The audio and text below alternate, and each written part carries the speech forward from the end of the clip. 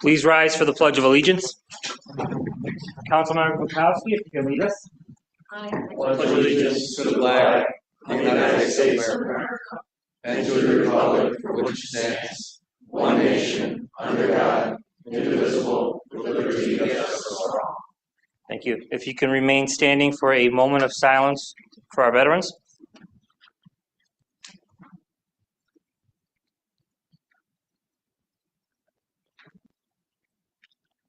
And for the invocation, we have Reverend Rick Maison. Father, as we stand here before you today, today's a very special day. One of sadness, but one that, Father God, we honor one of our fallen comrades, Lord. But Lord, we just thank you, Father, for each and every elected official here. I pray, Father God, that this meeting will be civil, that, Father, it will go very quickly, and Father, that Lord, that these elected officials, remember, they represent us, the residents of Cheektowaga. We ask your blessing here. We ask, Father God, your presence here by your Spirit. We ask it in your name. Amen. Amen. And thank you. Please remain standing for the Cheektowaga Honor Guard. Detail. Homeward march. Go left, left, left, right, left, right, left, left, left, right, left, right, left, left, left, right, left, right, left. Go left, left, right, left, right, left. Go left, right, left, left, left, left, right, left, left. Detail. Halt. Left face. Thank you. You may be seated. If I can ask the members of the town board to please come in front of the dais.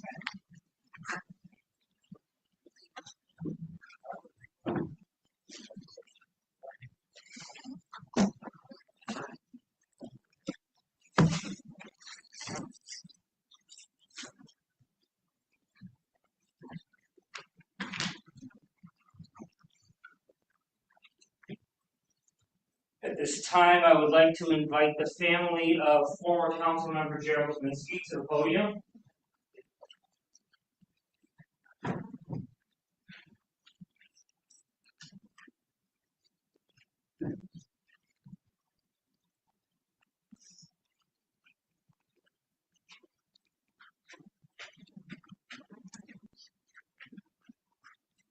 want to thank all of you for taking a few moments out of your day-to-day to be here. On behalf of the town board, I have the proclamation and a couple other things to present to you. Before we do that, I do want to call Reverend Rick up to lead us in a prayer. Okay.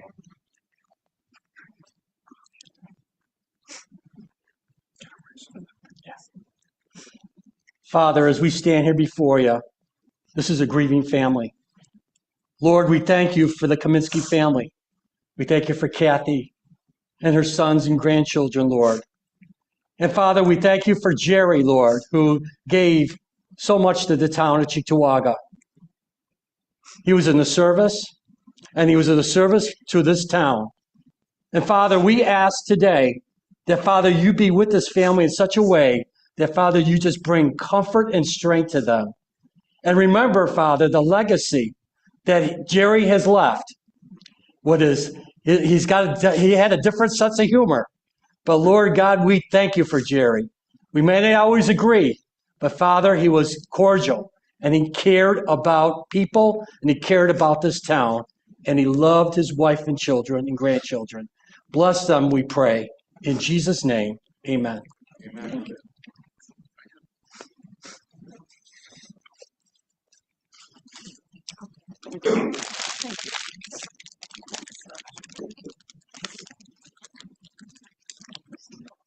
We have a few things for you this evening. On behalf of the town board, we have a proclamation honoring former Councilmember Kaminsky. I'll read it off as to all of you. It says, whereas Gerald P. Kaminsky Sr. was a devoted husband, father, grandfather, public servant. Whereas Gerald P. Kaminsky served over 13 years in the Town of Chickasaw Council, January of 2012 to January 25, having served as deputy town supervisor under each town supervisor he served with. Whereas for over 50 years, Gerald Kaminsky operated Kaminsky & Sons, family-owned and managed full-service truck equipment business. Whereas Gerald Kaminsky was a veteran of the U.S. Armed Forces, serving his country in the National Guard. Whereas Gerald Kaminsky Sr. passed away on January 28, 2025, leaving behind a legacy of business success, community service, service to our country, as well as an honorable example of a citizen involved in his community and American democracy. Now therefore be it resolved that this town board honors Gerald Kaminsky Sr. for his service to the town of Chickawaga and his life of service to business, civic organizations. Thank you. I also have for you series nameplates from the council office. Maybe had on the desk form. And lastly, national folks in the Parks Department fly a flag out in front for an afternoon. So that's Cool. Thank you.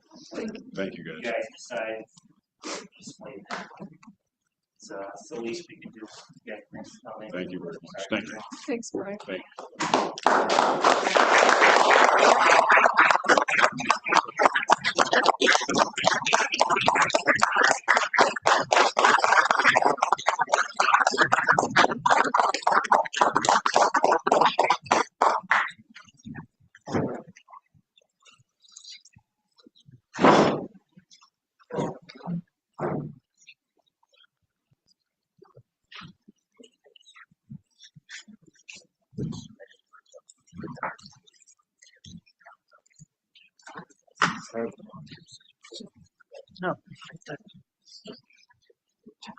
Detail. Sit.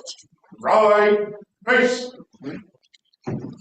Forward, march, you live, live, live, right, live, you live, right, live, you live, right, live, you live,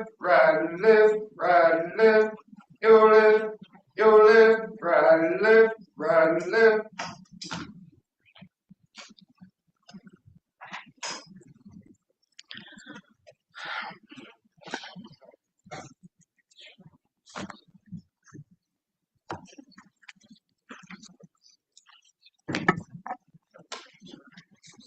At this time, I'd like to ask a clerk to call the roll. Councilmember Barbara Bukowski. Here. Councilmember Diane Benchkowski. Here. Councilmember Anthony Filipski. Here. Councilmember Michael Jazinski. Here. Councilmember Brian Pilarski. Present. Councilmember Vernon Thompson. Here. Supervisor Brian Nowak. Present. All are present. Next on our agenda is the public comment period. This is an opportunity for residents to comment on items appearing on the agenda of the town board meeting tonight. Public comment period should last 15 minutes maximum. Each speaker may speak only once, and each speaker shall be limited to a maximum of 3 minutes speaking time.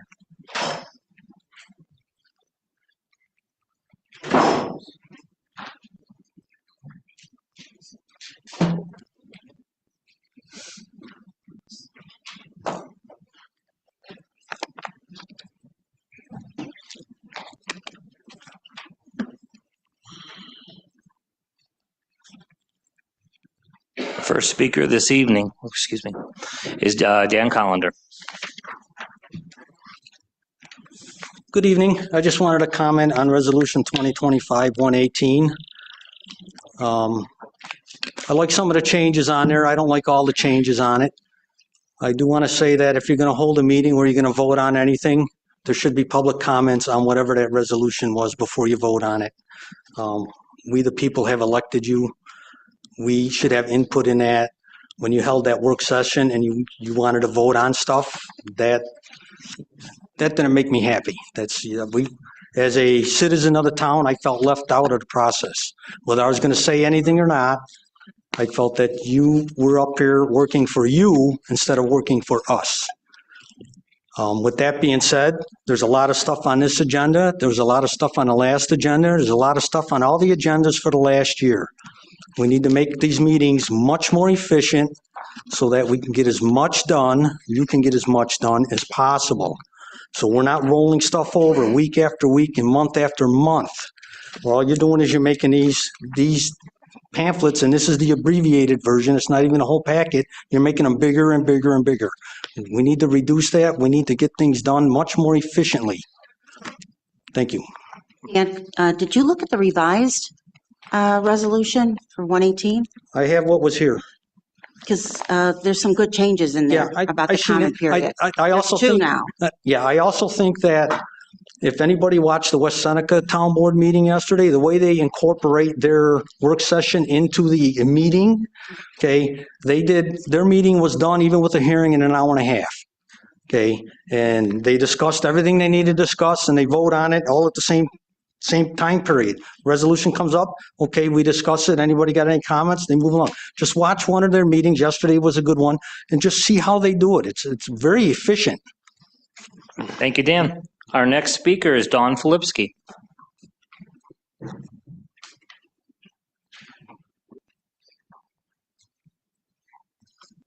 Hi, everybody. I just wanted to talk about the two on Transit Road, 95 and 96.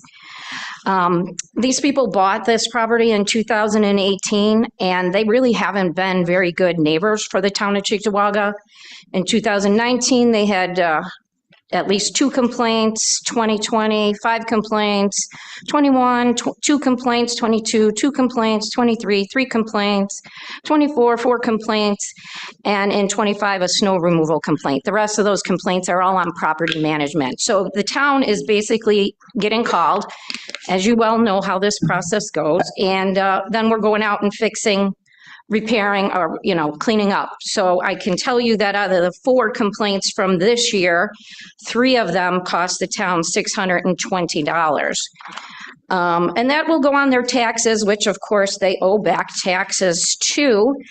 They owe currently for the Transit Road site, $47,000, $553.41. They haven't paid taxes in 22, 23, or 24. And they own a piece of property in Orchard Park where they currently owe back taxes because they didn't pay in 22, 23, or 24 to the tune of $27,326.33. All while the person who does this lives someplace in Florida near Tampa in a very nice looking area. And the point is that, yeah, we can continue to do this. I'd like somebody to actually check and do an audit to make sure that each of these have been billed to the town or to the county as we're supposed to, because it looks like in 25, they got a cleanup fee of $210 and an administrative fee of $600. But if that included 24, then there's probably something wrong, because I came up with at least $680 in charges up until September. That was three charges that I could find. In 24, or that was 25, that was 24, they paid $60 cleanup charge and a $200 administrative fee. 23, they paid $150 cleanup and a $400. 22 was $255 and a $600 administrative fee. And 21, there was nothing, even though they still had complaints. 2020, they paid 150 and a 400 admin. And in 2019, they paid nothing as well. So that's why I'd like you just to kind of maybe do an audit to make sure that all of these bills that they've incurred are being actually billed to the company. And I think it's a shame that the town of Cheektowaga residents are getting basically the big FU from a company who now wants to do business with us. Thank you. Our last speaker signed up, Sandy Prisblack.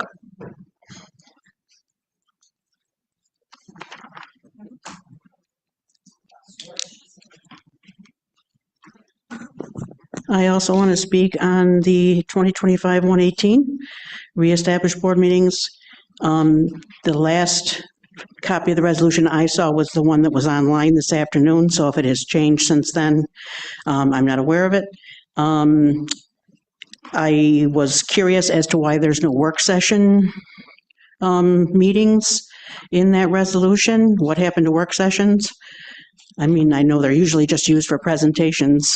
You really don't discuss the resolutions in the work sessions most of the time anyway. So I was curious about why that is, what happened to work sessions. And another thing that's not on the agenda, but I'm going to speak to it anyway. You folks held a special meeting and voted on 2025-117, for which there was no opportunity for public comment. That's wrong. With open meeting law, residents should get to comment on who is going to be appointed to the town board. Thank you.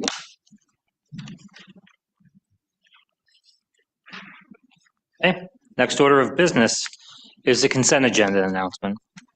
The consent agenda is contained in this meeting. The consent agenda is designed to assist making the meeting shorter and more efficient.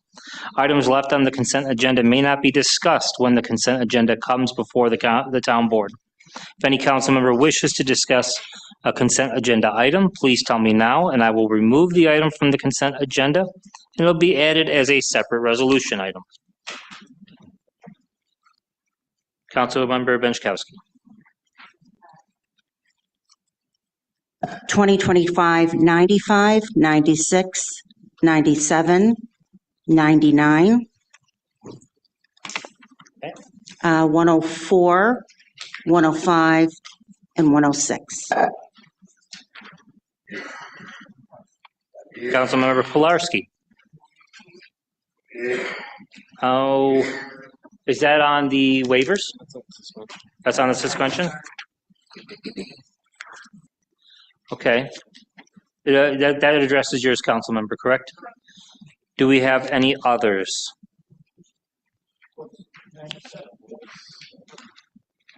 Yeah, I asked it. Mhm. Councilmember Filipski, at the moment I have 95, 96, 97, 99, 104, 105, and 106. Are there any others? Well, when we get to that, they pull it, we'll talk it then.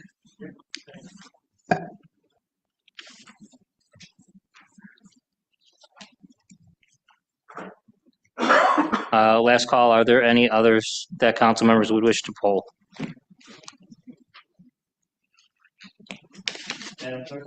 Everything? Would you like me to read them again? 7 items off the consent agenda.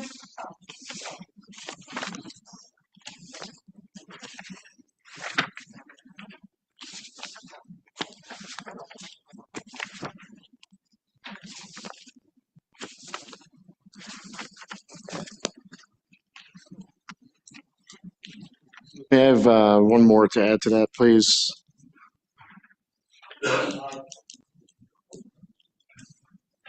And what would that be, Councilmember Thompson? 2025-97.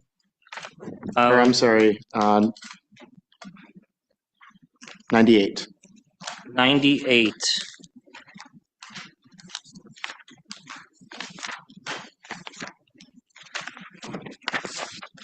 Okay. That makes it 8 items.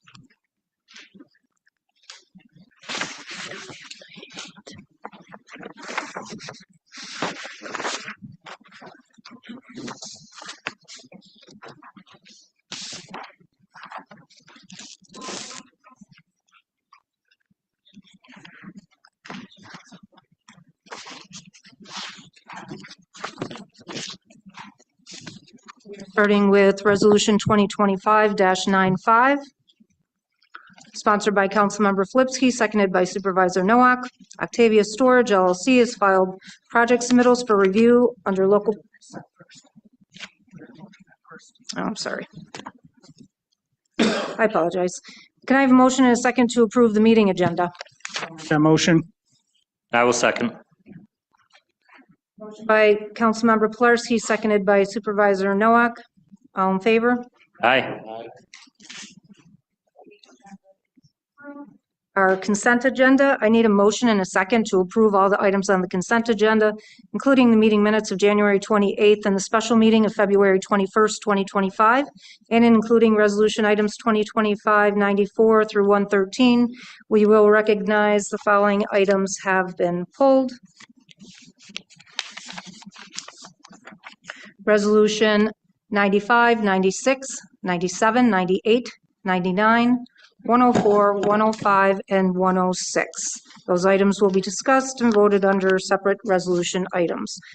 Do I have a motion?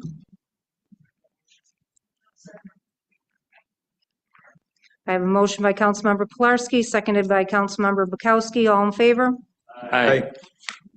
I actually need a roll call vote. I apologize. Councilmember Bukowski? Yes. Councilmember Benchkowski? Yes. Councilmember Flipsky? Yes. Councilmember Jazinski? Yes. Councilmember Pilarski? Councilmember Thompson? Yes. Supervisor Noack? Yes. The items on the consent agenda have been approved. Moving on to Resolution 2025-95, sponsored by Councilmember Flipsky, seconded by Supervisor Noack. Octavia Storage LLC has filed project submittals for review under local project 2024-3246 for the parcel of 4868 Transit Road, Chickawaga, New York. That's SBL 126051-5. As the approving local body and acting lead agency under New York State Seeker, the Town Board of Chickawaga, New York declares a negative declaration for a local project 2024-3246 listed under address 4868 Transit Road. Right, on the question? Well, I just do want to acknowledge that what one of our residents mentioned about the taxes that the property owner isn't delinquent, not paying, do get reimbursed by the county, but then the county is out the money. I see Sean Hopkins there.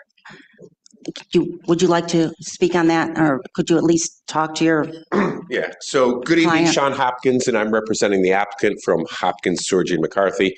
The resident concerns that were voiced this evening earlier was the first time I was aware of them. At the discretion of the board, if you think it's more appropriate that I take a look at those comments and respond in writing, I'm okay with that. I don't want to be dismissive. Otherwise, you do have my assurance that I will follow up. I would love to get that particular resident's name and get more information about what her concerns are. And I promise I will make a concerted effort to address them. Well, I can tell you what they are. Okay. If you look on either the county website to see how far back he is in back taxes, and it hasn't been, I know sometimes a development will come in and put a pending offer on something based on approvals. This has been since 2018, since he's owned the property. Right, but it sounds like there might be some property maintenance issues. Well, and then, yeah, there were, and that you could probably get from a building. Among the issues were a number of complaints. Yeah. So again, I don't want to be at all dismissive of the resident who spoke. At the discretion of the board, if you think it's more appropriate that I try and meet with her and address her complaints before you vote, I would be okay with that. Or if you want to put a condition on it, I'm okay with that as well. Okay. And I will follow up on the property taxes. I don't have any reason to believe that should be the case. So they need to be paid. Right. And again, I would ask that that resident talk to me in the hall so I can get her contact info. Well, I appreciate it, Sean. Yeah. Thank you. Is there any other questions? Any other council members? We're all set, Sean. Thank you. All right. Anyone else on the question? With that being said, I think we have, this is a seeker approval, so I think we have to approve that unless you want to table it. Is everybody comfortable with that? Okay, everybody comfortable? Otherwise, somebody could table it. But I mean, we're reimbursed. The town is reimbursed. It's just, we're questioning if he can take care of his taxes in the future. So, Okay, moving forward at Yes, this me too. point. all right then. All in favor? Aye. Any opposed? Carries. Resolution 2025-95 is carried. Resolution 2025-96, Octavia Storage LLC has filed project submittals for review under local project 2024-3246 for the parcel of 4868 Transit Road, Chickawaga, New York, SBL 12605-1-5. Under Chapter 260, titled Zoning, Local Project 2024-3246 has satisfied the review requirements and received the applicable recommendations related to a development review application for site plan review. The Town Board of Chickawaga, New York grants approval of the site plan dated 11/2024 for Project 2024-3246 at project address 4868 Transit Road. All right, any comment on this item, on the question? Is the board comfortable moving ahead to a vote? All right then, all in favor? Aye. Any opposed? Carries. Resolution 2025-97 is sponsored by Councilmember Flipsky, seconded by Supervisor Noack. The CEO of Empire One Federal Credit Union, landowner have filed a use variance for review under local project 2024-3489 for the parcel of 0 Chrisfield in Chickawaga, SBL 113-7. As the approving local body and acting lead agency under New York State Seeker, the Town Board of Chickawaga, New York declares a negative declaration for the local project 2024-3489 listed under address 0 Chrisfield. On this item, I'll get to you in just a moment. The town attorney had reached out to myself, Mr. Flipsky, others may have been on that email. And with this particular item, we've also had residents reach out to us. One of the concerns I have about this proposal of the property in terms of, the project as a whole, is probably more appropriate dealt with on the zoning question.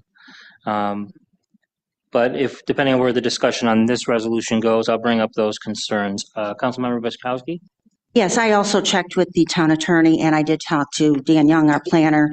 And at this point, it seems like we should just pull the resolution because of the fact that they didn't get the variance they needed in order to proceed. Right. So we should just pull it and not even take a vote on it. If you guys know the property, you have Harlem Road and you have this side street, Chrisfield. And right now there's an opportunity to drive straight through onto Chrisfield. That's something we have to discuss more on the zoning side of the question. But I'm going to offer the motion to pull the resolution and ask Mr. Flipsky, would you agree? Yes. Thank you. So with the mover and second polling, it's pulled. Resolution 2025-97 is pulled. Resolution 2025-98, sponsored by Supervisor Noack, seconded by Councilmember Thompson. D&H Paving and designee authorize file project submittal for review under local project 2023-1999 for the parcel of 0 or 485 Kennedy Road, Chickawaga, New York, SBL 113.01-1-36. Chapter 260, title Zoning, Local Project 2023-1999 has satisfied the review requirements and received the applicable recommendations related to the development and review application for the site plan. Town Board of Chickawaga, New York grants approval of the site plan dated 1/3/25 for project 2023-1999 at project address 0 or 485 Kennedy Road, Chickawaga. Right, on the question.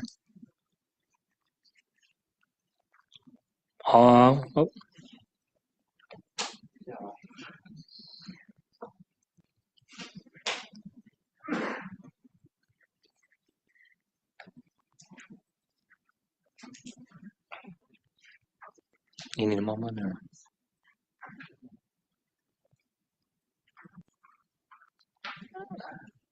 Do we have anyone else on the question?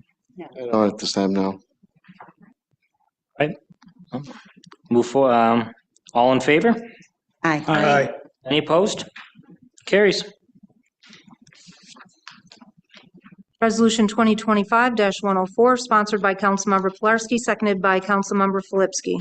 Thomas C. Fowler Jr., Esquire, currently of Lancaster, New York, being and hereby is appointed to the position of Town Attorney and Town Prosecutor with all appropriate benefits as directed by the Town Board and the Town of Cheektowaga Personnel Department.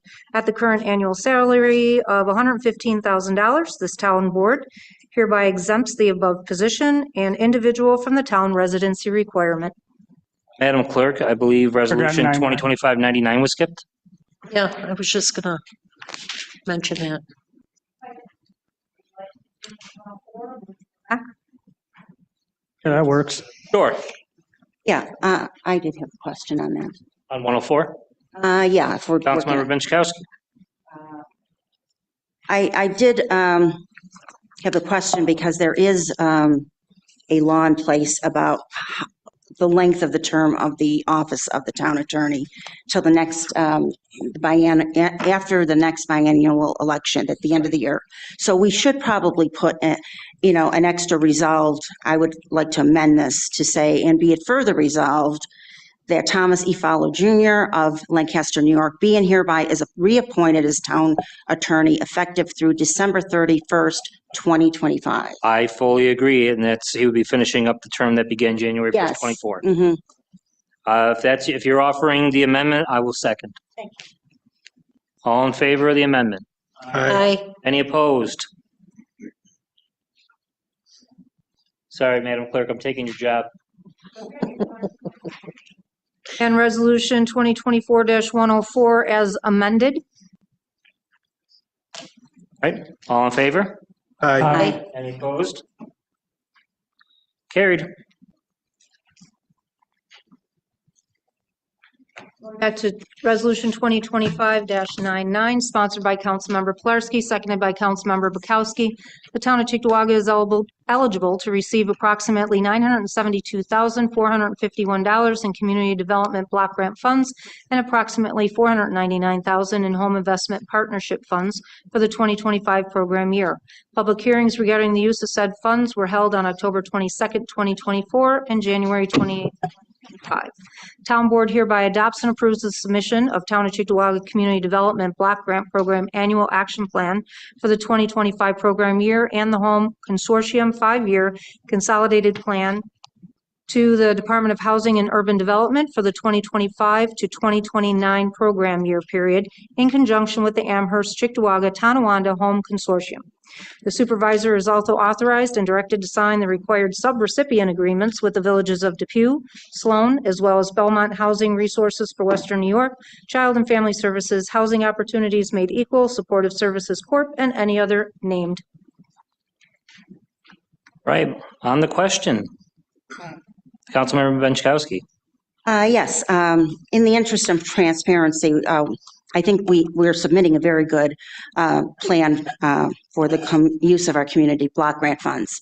However, the two bottom resolves, the first one after the main resolve, further resolved, is mentioning that about some approval of including annual grant agreements. And then the last resolved is mentioning that the supervisor is also authorized and directed to sign the required subrecipient agreements, and it mentions certain ones, and any others named, which are the non-for-profit agencies assigned to carry out the services.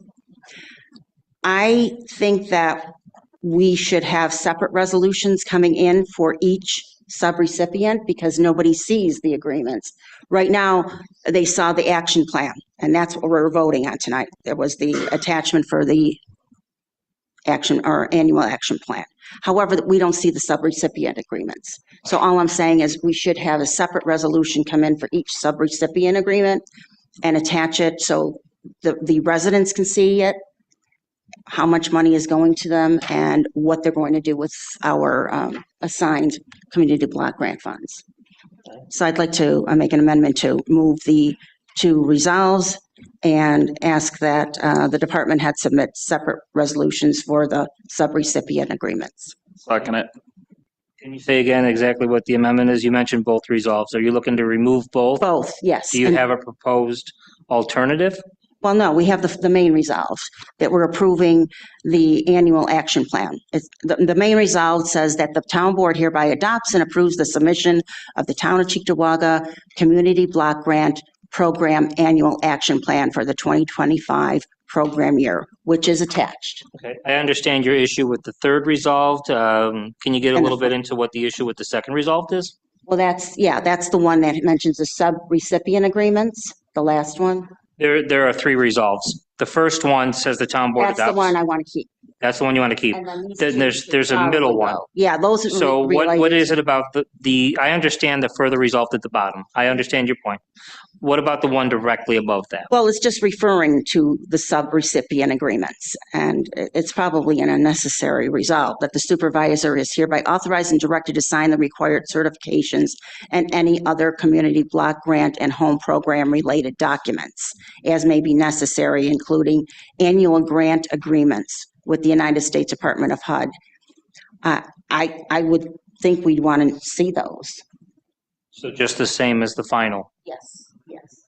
All right, is there a proper amendment offered to strike those two resolves? I did Just make, confirming? yes, I made the amendment to strike the two resolved, keep the main one in. So my amendment is, I'd like to make a motion to amend it by removing the two last further resolved. Okay. I heard a Second. second from Councilmember Jazinski. Thanks for confirming that. All right, all in favor of the amendment? Aye. Any opposed? Carries. Resolution 2025-99 as amended. There we go again, trying to do her job. Resolution 2025-99, we're voting on it as amended. All in favor? Aye. Any opposed? Motion is carried. Resolution 2025-105, sponsored by Supervisor Nowak, seconded by Councilmember Pilarski. Christopher Fedorovich of Depew, New York, being and hereby is appointed to the position of Automotive Mechanic Crew Chief in the Highway Department in accordance with the terms and conditions of the town's collective bargaining agreement with the Town of Cheektowaga Supervisory Unit effective February 10th, 2025. All right, on the question, Councilmember Benchkowski. Taking a look at the adopted 2025 budget, there is not a position available for Chris. I actually like Chris. I know his family.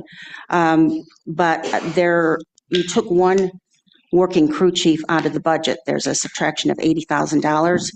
So there's only 5, and I checked with Brian Kraus, and we already have 5 working crew chiefs. We also just appointed Jeff Odo to the automotive mechanic crew chief in 2024. So I don't think we need another one. In the department right now, we have a general crew chief. We have 5 working crew chiefs, and that's Odo's title at the moment. And then we have 1 title for automotive mechanic crew chief.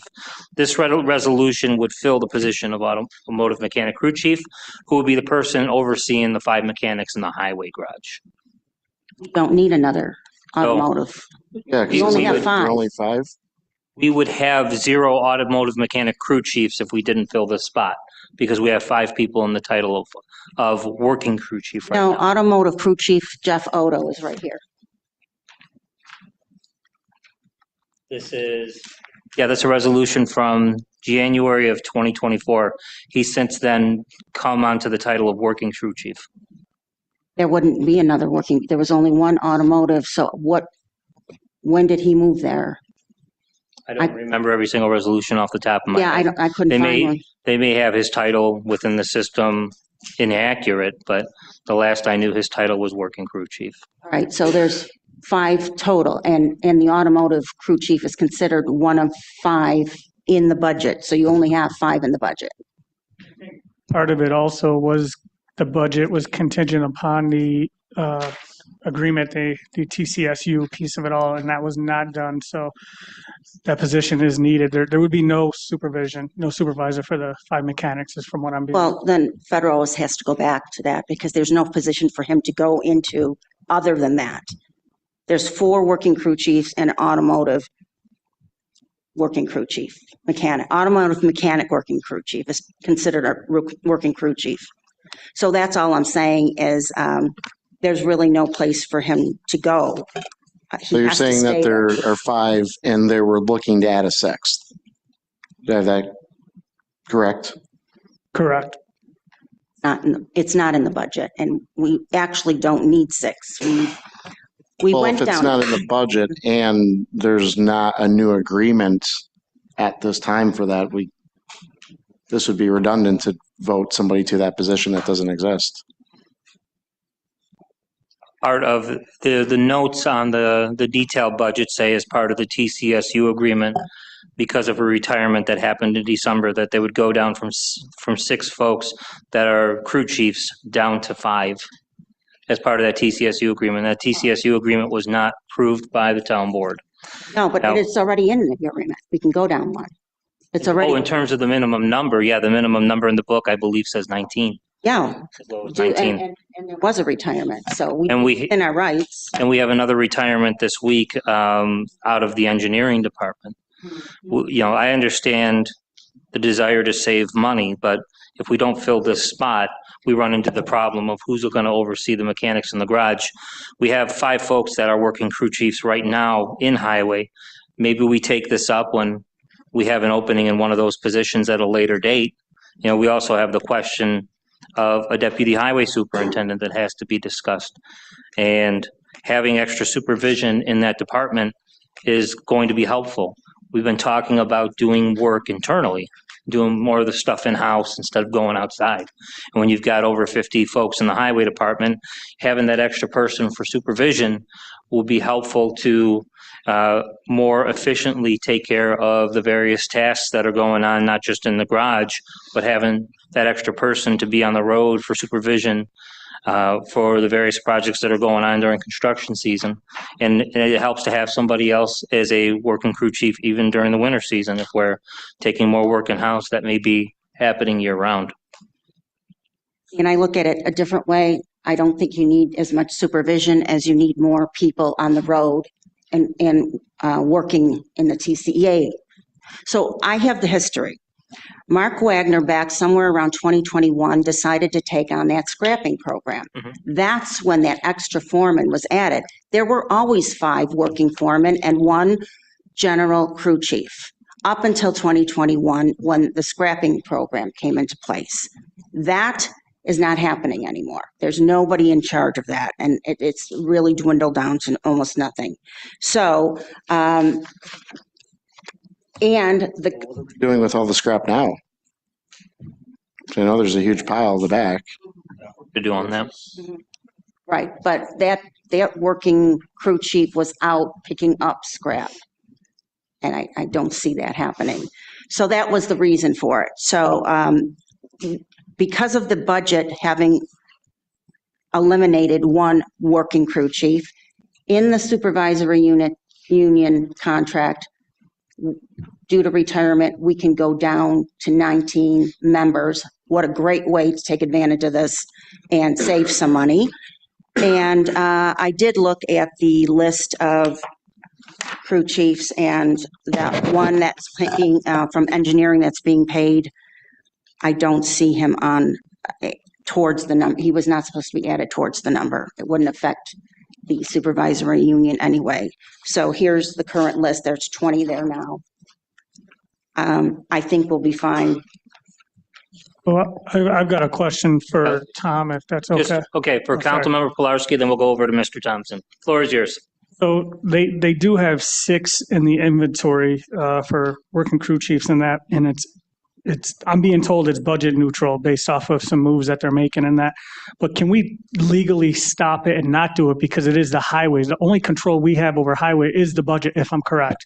Can we stop a hire? Because technically and legally, can he appoint and hire anybody he wants? But if there's not any position to be appointed to based on the budget, But how do you do that? pull it up because they You know, and I asked that question too. I go, is it fundable? to who is it? I was told that line 21 removes 80,000 from said budget for the savings that would. This Rick?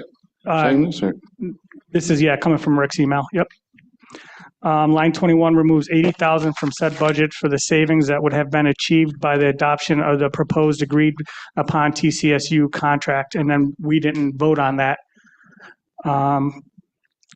Hindsight 21 should not have been listed as part of the budget proposal as the contract wasn't approved, is what, so. But that's what you approved. Correct, But yeah. my question So is, you're if we approve the budget for 5 people last Not in the year, budget, correct. That's what I it's just not in the read too. budget, and there's not a current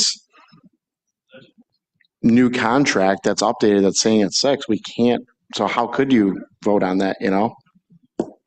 And it's a savings for the town. We are asking all the departments to look for a 1% savings, and what a great way to get started is using the contract language that we have already, and it's saying through attrition, retirement, death. So you have a retirement, one of the working crew chiefs moved to the general foreman. And then that brought you down to 5. There's really no reason to fill any other spots there. And one of my questions I was gonna ask before is, do we know who's overseeing that now? Because I know we talked about putting automotive mechanic crew chief to supervise, but who's doing that now? Does So- anybody know? The way as it traditionally happens in highway positions, the highway superintendent has the ability to hire and fire, especially with folks within the TCEA. Mr. Federowitz has been there since February, the beginning of February. This resolution has him effective February 10th. So he's been doing that work since the 10th of February. It's the same with Mr. White in the next resolution, who is effective February 10th. So who is doing that right? Who's doing the work of the only automotive mechanic crew chief in the highway department right now? Or The from, guy we're memorializing in the resolution. or from January 1st to February 9th, who was doing it then? So, Jeff Odo, he signed some of the bills, or could see purchased through the warrant. So Yeah, Jeff and- Odo needs to be doing that position. And in the list that you had there, they had Jeff Odo listed as a working crew chief. So, Well, that Oh, always was. yeah. It was, Councilmember Filipski. My only question would be, this all seems kind of convoluted to me, but anyways, in early January, I had asked about how many bosses were in highway. I was told 7. There was a general and 6 foremen. Right, Rusty did mention that. And I asked payroll, and they said yes, and showed me the papers that it was 7, they had what they had. The highway superintendent at a meeting here, the last one he was at, stood at that podium and said he had all his supervisors, he had his complement of 7. So it just seems like this is kind of coming out of the blue to me.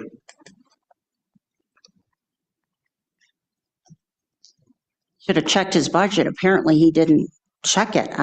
For him to say he has 7, or even payroll to see where they're getting their numbers from. It's a question we can ask Mr. Kraus. I don't know if you're familiar with any of this at all.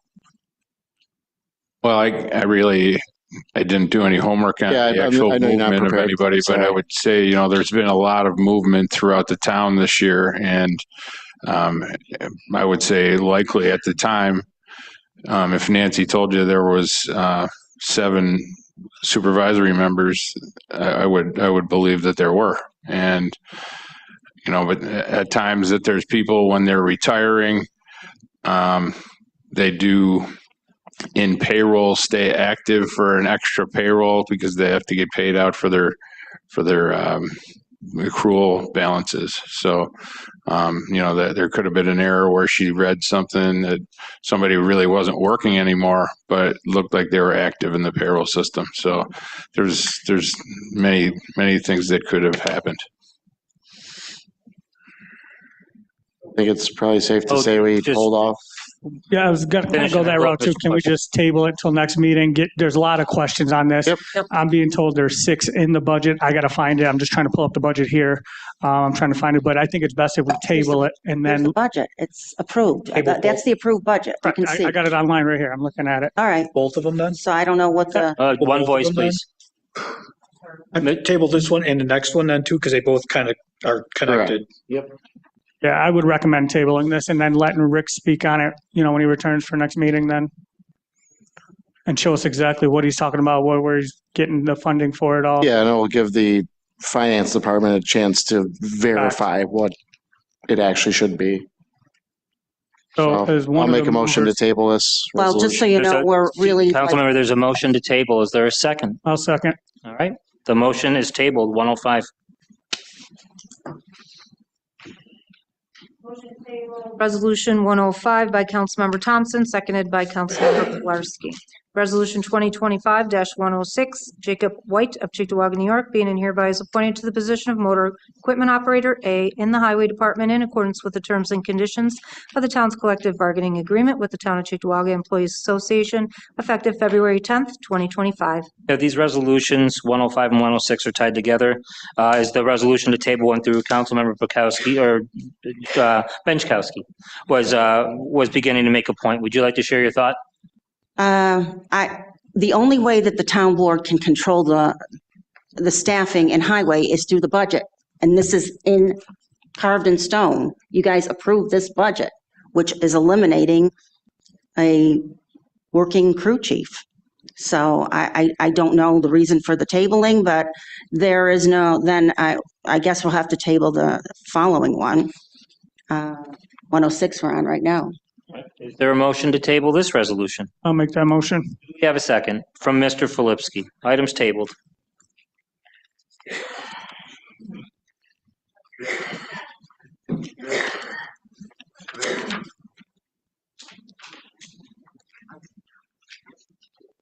That's the end of our resolution items.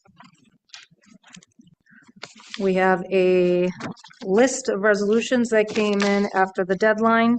I need a motion and a second to waive the rules to include any or all resolutions submitted after the due date. That would include resolutions 2025-14 through 2025-135. I'll make a motion to allow all resolutions. Second. Right? All in favor? Aye. Any opposed?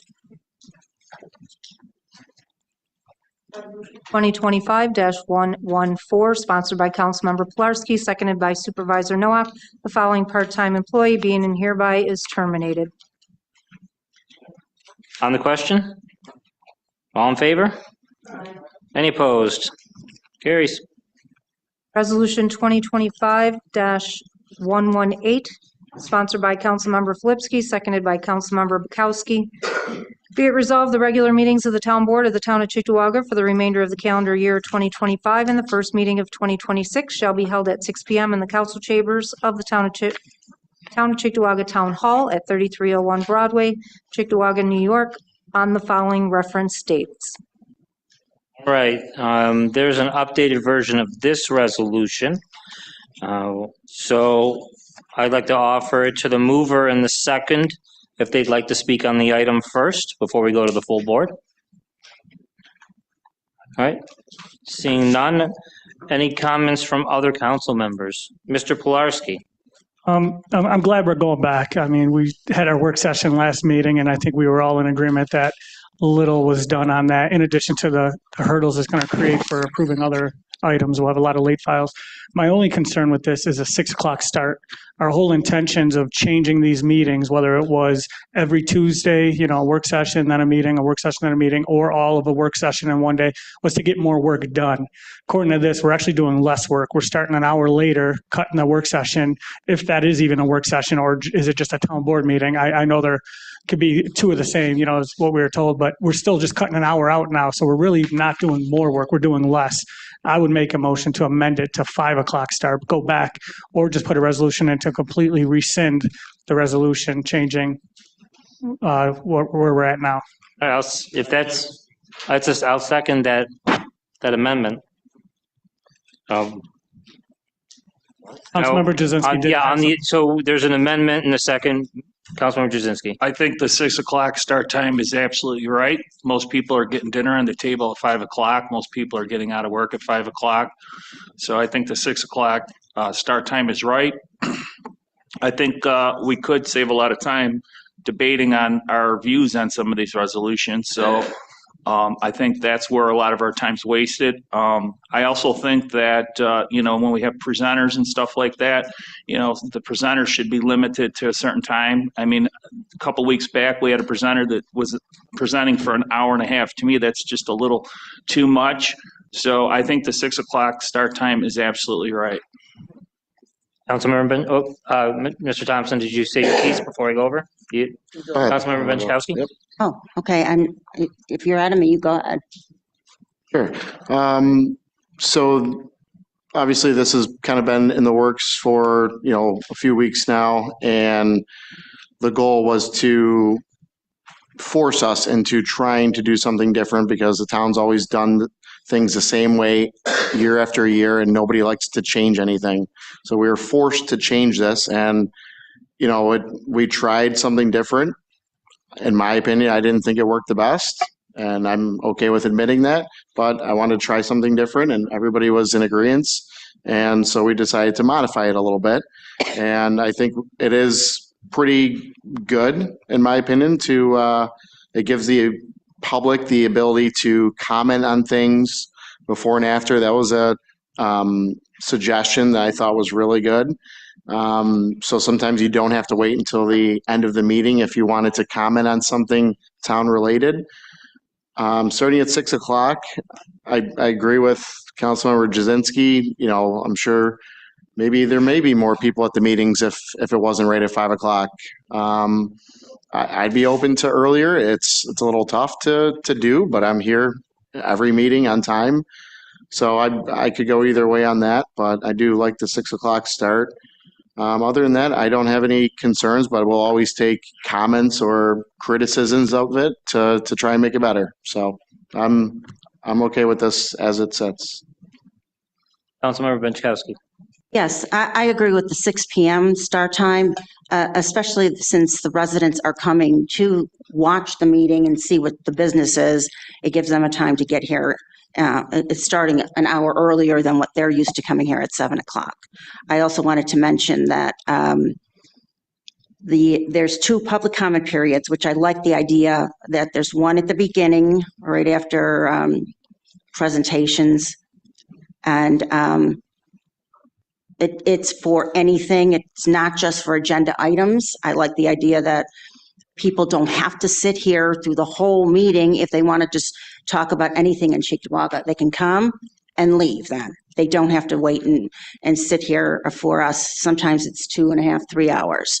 So that's good. However, I might suggest the public, under the both public comment periods, I like that there's no restriction on time you're spending on the public comment period, but I would still restrict the speakers to 3 minutes speaking time. And not have, we used to have 15 minutes max. This way, whatever time, however long it takes us. But sometimes if you have a lot of speakers, you need to make them aware they have 3 minutes. If we don't have a lot, then we can always make a motion to allow them to speak longer. But I'm thinking that maybe to add that in there for the first public comment period and the last. And then a maximum? Yes, for each speaker, and each speaker may speak only once. And then the public hearings, I noticed you changed those to 5 minutes, which I think is very important, that you're giving the residents under a formal public hearing is usually about something very important, like a new law that the town board is thinking of passing, or the budget, for instance. You want to give them a little more time to speak. So that it looks like you increased the public hearing time. And the second comment period, I'd like to see 3 minutes per speaker, speak only once. All right, I'll continue in a second. One of the benefits of this is that we can start our business earlier. And if we have a heavy meeting, we could take up resolutions as early as 6:15 once we get comments out of the way, those kind of things. There's a couple issues that I see. We call for resolutions to be submitted by Wednesday at 4 o'clock. I think we should move that back a day to Tuesday. Give us closer to 7 days. Give ourselves a full week to get items filed. The Wednesday, yeah, 1 day difference, but if you have only Thursday and Friday, then you got to look over the warrant and all this. I honestly wouldn't mind if we moved that to Monday, the Monday prior, but I'm trying to find a happy medium between making sure we get as much as possible on the agenda without the waivers, with working with our department heads, with making sure the public can see things, and then making sure the board members have time to actually look at this stuff. So I would say we move that Wednesday to Tuesday. 4 o'clock's fine. Starting at one of the downsides of starting at 6 is we don't have as much space for a work session. It's my position on these meetings and how to deal with this stuff is we need more time. We need to spend more time together. I told that to Mr. Filipski earlier today, but we may need special meetings from time to time. Last year we had a meeting in early April about infrastructure. Yeah, it lasted 4 hours. Yes, we were in the courts until 11 p.m., but it got us a lot closer to consensus on how to deal with an issue. So if we're going to do something where we're starting at 6 o'clock where we have less space for work sessions, I would just caution the board to, hunker down and get ready for the occasional special meeting, because I think we're going to really need it with some of the problems we have this year. We need to talk about infrastructure and what we're going to do in terms of a road paving list, how to deal with the consent order this year, some of the major highway or sewer related work, other capital projects, and we can use that time at a work session. So I don't think this resolution deals with that piece, but we really need to talk about what Tuesday or Monday or Friday of the month could be a special meeting time once a month to devote some extra time to bringing folks in like Enterprise that want us to consider expanding leasing or the alternatives that we have. We need to find time for those kind of things. But Mr. Thompson. Just a couple of comments. The moment for public comments. So I do like the idea of being able to speak more than once, because if you bring something up in the beginning of the meeting and something happens in the duration of the meeting, I would like the public to be able to comment on that. And that is the main goal of changing this, is so that the public feels heard. So any efforts that we put into this is for that. And there is a point here, it says board discussion, old business, new business. That board discussion was designed for, it's right after the public hearings, for us to be able to sit here and discuss ideas or issues or concerns that we have, or projects that are coming up that need to be discussed. And if it doesn't get resolved, we can put that on the old business and bring that up at the next meeting so that it stays there and it doesn't die, because there's a lot of things that are talked about here and we say, oh yeah, that's a good idea. And whatever happened? Oh, I don't know. And you never talk about it again. So this will force it to be on there. And I mean, going back to the time, yes, you could do 5:30. I'd be okay with that, but just to buy a little more time. Leaving the consent agenda, even if there's 5 or 10 things that are on there, you're still, being a little bit efficient for saving some time. But as far as the work session goes, we just ran through the resolutions and didn't go into full discussions, where here, you're going to discuss every single one. If they're getting pulled or not part of the consent agenda, there's going to be discussions about it. So I don't see much being missed in the work session looking at this. But. Mr. Filipski, then to Mr. Pilarski. Well, first of all, like everybody said, trying to go to 6 o'clock is not, I see what you're saying, your point, how it looked, but that's not, but this isn't meant to do less work. And since the short time I've been here, 5 weeks, 6 weeks, whatever it is, I don't really think we call it a work session, but really it's just an extension of the meeting. Work session to me, in the work sessions that I've always been associated with, is we all sit down and we discuss, okay, what am I doing? What am I looking at? What are my goals for 2-3 weeks out? And then and we go right down the line. And then we discuss. It's just a kick around kind of thing. I think if you wanted to put a resolution in for next meeting to say, we're going to designate the fourth Thursday of the month, just throwing it out there, as work session day. I wouldn't have a problem with that. And then we have a 5 o'clock work session, and the couple of meetings that I've been to, we're sitting around for 20 minutes, 40 minutes because it's already done anyways. Yes, there's going to be long, drawn out stuff down the road. That's always going to happen, but I think that's the exception, not the rule. So I like the 6 o'clock thing. If you want to go back to Tuesday for resolutions, I don't have a problem with that. But I like the 6 o'clock. I mean, obviously, we tried something and it didn't work. We're big enough to admit that we screwed it up, for lack of a better term. So now we're all kind of, working out together. But we did get the conversation going, if nothing else. Mr. Pilarski. I agree with you, and everything on here I'm all good with. So with the portion where it says right before old business board discussion, would that be the spot where we spitball and talk about that? Is that our intent and all that? Because I'm just kind of using this meeting as an example. It's 7:05. We've been in it for an hour right now, and we're halfway through. I think it's fair to say we're halfway through the agenda. We still have another 15 ones to go through. These ones not consent, so it's going to take a little more time. We've tried in the past, the 6 o'clock start, for the work session and then the board meeting after. And there was meetings, we heard the complaints coming from people like Reverend Rick and all that stuff. I'll call you out, Rev, but just some of the residents saying, look, it's 10 o'clock, it's 9 o'clock, we're getting out of here, and then we could address some of their issues saying they can comment in the beginning of it all. I think that's a great idea for that, and then maybe they could scoot out earlier or whatnot. But I just, I have reservations because I think it's going to be dragged out with a late start and then we're missing that spitball piece of it all where the whole intent was, hey, we got a full 2 hours, 3 hours, even 4 hours to just spitball. I think that's great. I think we need that. I'm good. Let's take a swing at it again, and if it doesn't work, we take another pitch, for it. We only have one strike on us, so we'll go for it. Thompson. I was just going to say, of course, this is a meeting where we have 18 items on the suspension of rules. So because we didn't have a meeting last time. Right.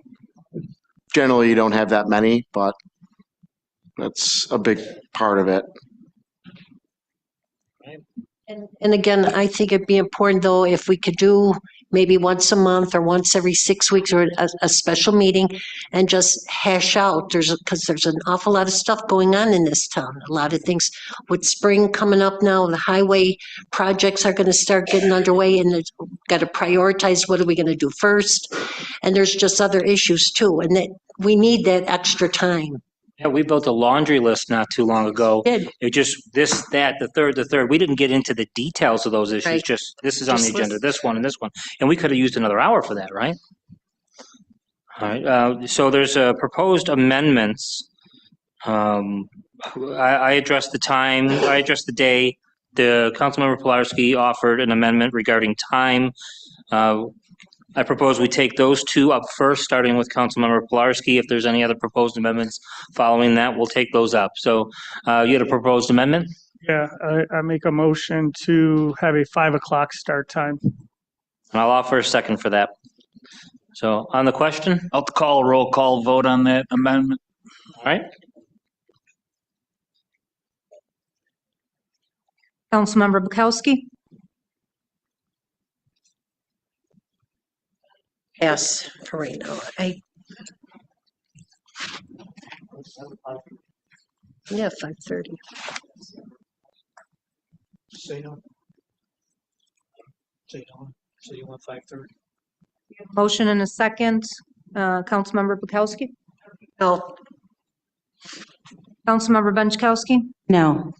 Councilmember Flipsky? No. Councilmember Jazinski? No. Councilmember Pilarski? Yes.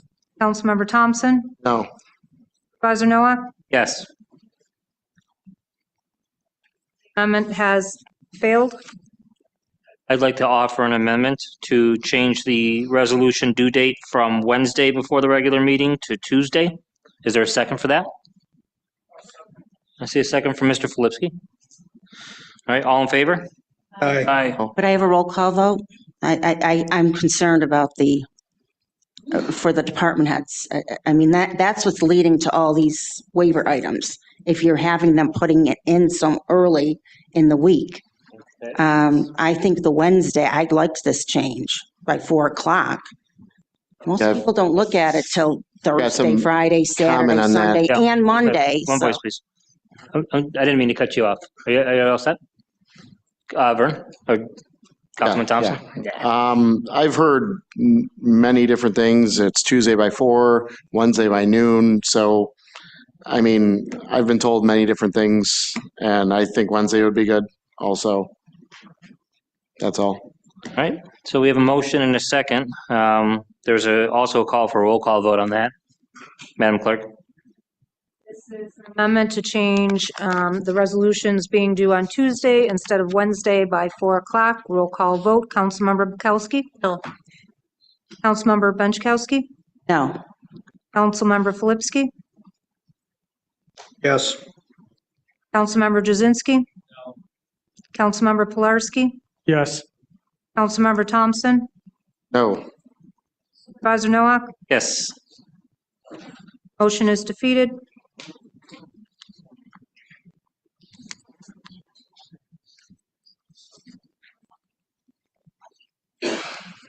Right. With that, are there any other amendments offered? Councilmember Benchkowski? Under the 2 public comment periods, talked about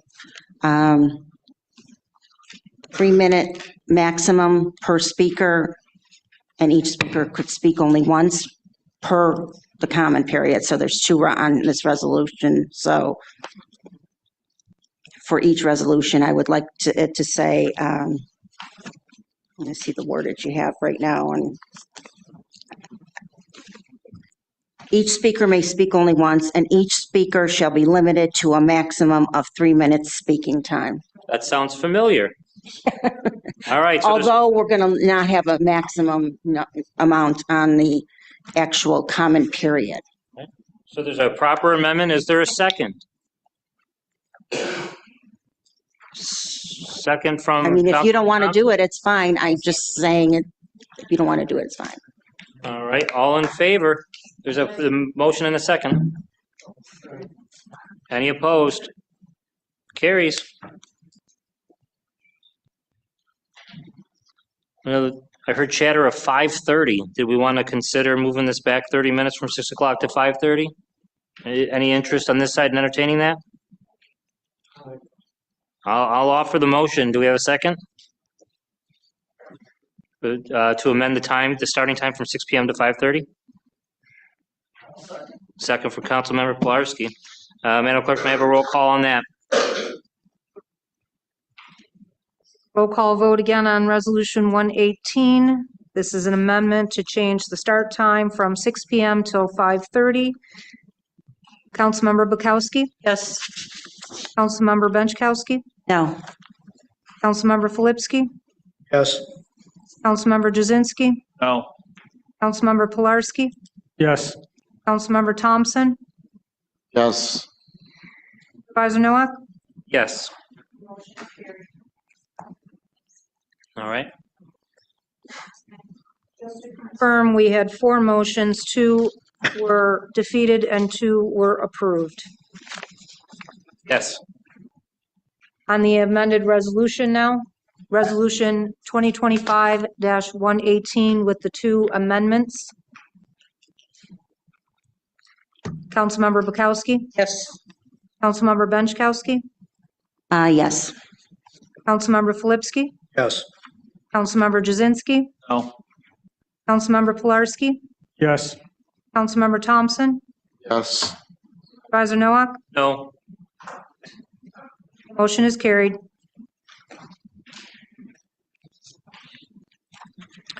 Moving on to Resolution 2025-119. The following vouchers and warrants submitted to the town of Cheektowaga prior to February 25th, 2025 are hereby approved and made part hereof. All right.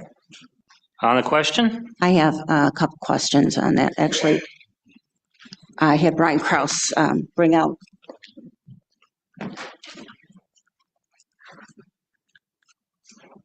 This is the warrant for 2 weeks that we should be, this is what I've been telling everybody about, that we need to audit every single one of these. And nobody's been, look, I mean, you get the summary sheet. I get that. It's this, and this is attached to the. Not to interrupt you, but did you see the Buffalo River Works one? I couldn't find that in the packet. I did. You had it? Okay, thank you. So this is the warrant. Actually, these are the utility, I think. Different, like the sewer authority bill, yeah, and utilities and things.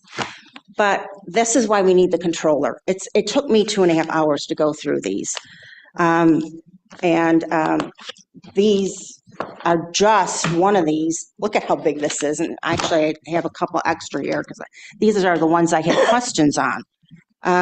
So that's a lot for all of us have to go through those to properly audit these things. A council member, did you have the one for the playground, roughly $10,000 for Kelly Park? It was a slide. I couldn't find that one either. Well, all right. So let me usually just go those through get these. left in the folder. They don't get pulled out and brought to the board meeting by a board member. Yeah, well, That I way the had to rest do of the that. board can look at these. Well, it was yesterday. I took them at 4:30, so Were they left in the building? Were they taken home? it doesn't matter. I had them. Okay. Okay, I I'm had just them in saying my they're for the whole board to review. They should have been in the folder. Well, and they shouldn't Continue. be up, they actually should be in the town clerk's office, not up in accounting, because I had to go up there if nobody's there, you know, like tonight, I couldn't get to them. But there's things that we should be looking for instance, sales tax, itemized vouchers and receipts that reflect the voucher. I mean, there's a couple here that don't have an itemized receipt. And how long should it take for somebody to submit a reimbursement? I mean, Councilmember Pilarski, you're submitting some things from May of 2024 for the Memorial Day. Yes, it was all the veterans' expenses for the events that we had. I know that, but you should really get those in sooner because we're in 2025 now. So, I got them in before the year was over, correct? oh, because it's February and this is on this warrant. There were 2 other warrants. Correct, and the year closing out the books for the audit. So, and the itemized receipts, actually you have one in here for pretty big expense and you have a voucher here for, and on the voucher it mentions chicken, $199.99. And it looks like there's a receipt here from Lovejoy and Beverage. Actually, you can't. That is correct. For one night, but it doesn't say what it's for. For the chicken, so this But is. it's not itemized, you know what I'm saying? I get what you're saying there, yes. So And I we don't could know put if in there's tax included in that or whatever. tax. So this has been 7 years in the Veterans Affairs Committee that I buy the stuff and get reimbursed for it, and all the receipts are right there for it. If you want to do it differently, I welcome that. It's the same events, same food, same pizza, same drinks, same Donovan Post, same everything. Nothing has ever changed on that. Now, I don't disagree with you. It should be itemized, but if that place does not offer an itemized receipt, which they don't, I could put in their menu right there to reflect the cost of that chicken if you would like that, if that would make you feel a little bit Well, comfortable on it. just to comment on that, I mean, me personally, I'm not saying I don't trust you for that. That's not the intention at all. But I mean, a lot of people in the room, they don't know me. But if I just submitted a receipt that said $249, you don't know what it's for. I mean, they don't know me or trust me. So I get the intention and the question on that. It's more of just, I get it. No, I definitely understand the fact that Transparent. it's not itemized, but also if you showed up to the events, you'd see that that food is all there and presented for the event. But I mean, I know many restaurateurs in the area and I can say, hey, you know, you're going to help me out with, you know, a meal for, you know, this group and, you know, charge me whatever you want and I'll just submit a invoice. I mean, that's possible. I have a lot of friends that can do that where they own a restaurant. Yeah, they can donate food or whatever it is for any cost. So it's just, there's loopholes. No, I totally understand. An itemized one would be better. Well, that's according to the procurement policy, I think, and the guidelines from the state controller's office. So I think that we have to make sure that they're all itemized and we're not paying sales tax on it. Also, I had a question on this Grassland Equipment Corp. For the purchase of 2 zero-turn mowers. The invoice does not mention whether or not, I thought you were turning in trade-ins. I don't think it shows there's any trade-ins here. And I thought that, then you have to wonder, oh, well, where are those now where are the old ones going? And usually, if you should submit a resolution attached if you're not actually getting the 3 bids. So the resolution should be attached to this one. Another one that I had missing in the packet. So can I see that? I'd like to take a look. So there's Thank no mention of the actual trade-ins. So now you should have that vehicle requisition form stating or attached there, figuring out where the other 2 are going. Because that's part of our inventory. Then there's one here that I just didn't, this isn't itemized either. It says for general locating, and it's from On the Mark Utility Locating Services, Subsurface Utility Designation Services, for $5,644. To me, that sounds like underground. Why are we paying for underground when our employees should be doing that? And actually, I think there was, at some point, people were putting in overtime for underground marking. So I have a problem with that one.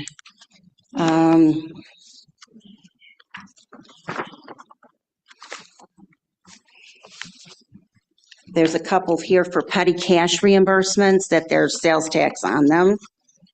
I don't think we should be paying sales tax, and I think our employees know that. So we have to make sure there's no sales tax. And some of these aren't itemized either.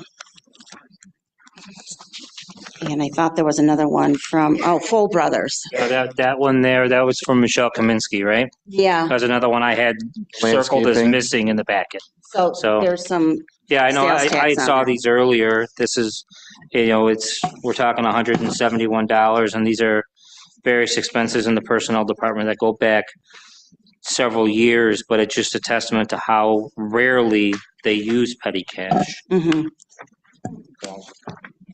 I understand the issues associated with sales tax being paid.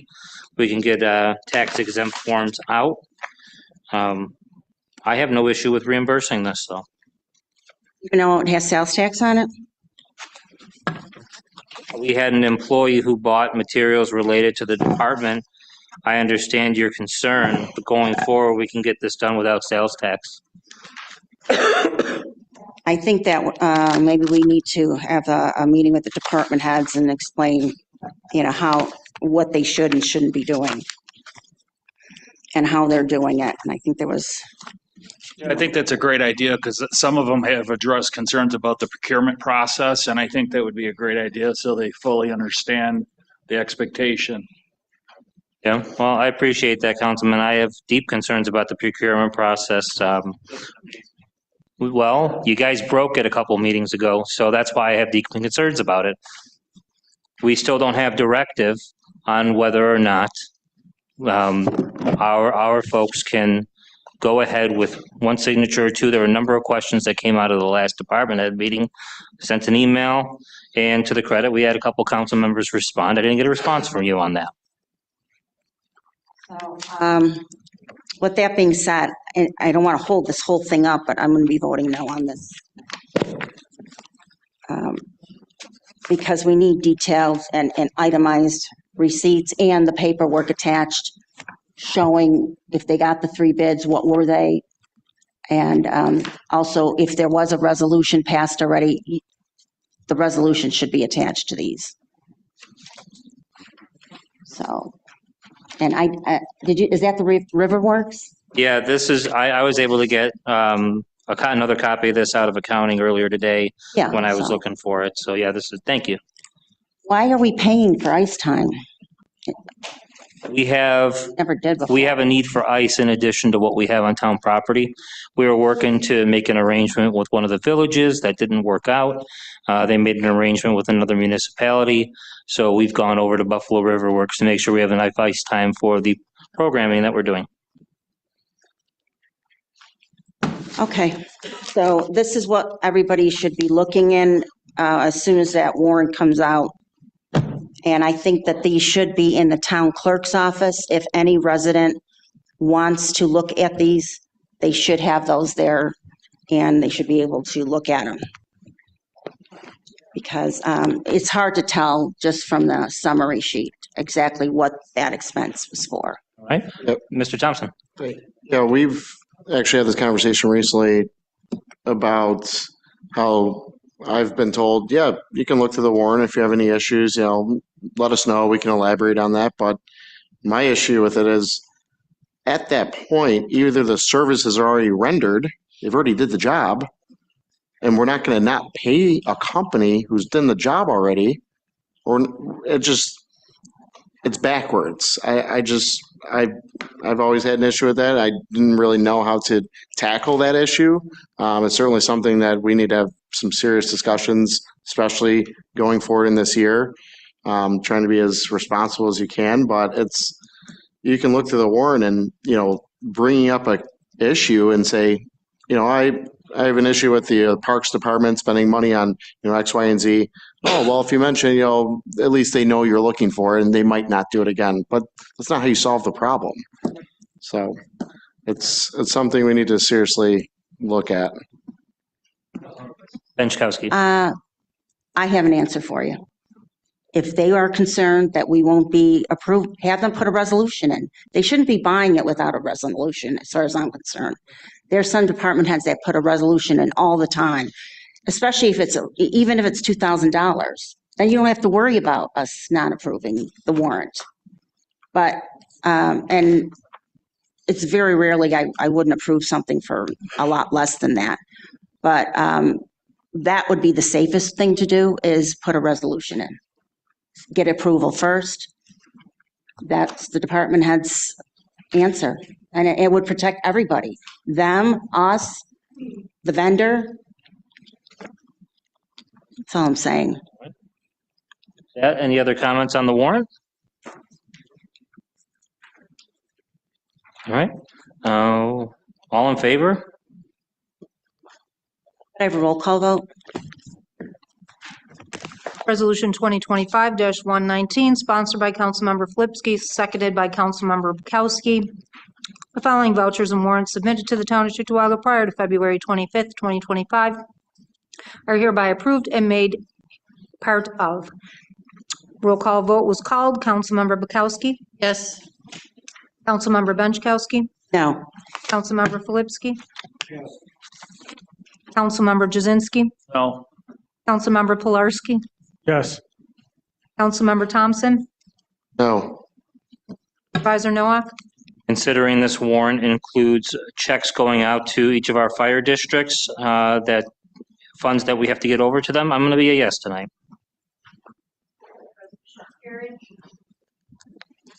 Resolution 2025-120, sponsored by Supervisor Noack, seconded by Councilmember Bukowski. The following transfer is hereby approved and made part hereof. All right, on the question? All in favor? Aye. Any opposed? Carries.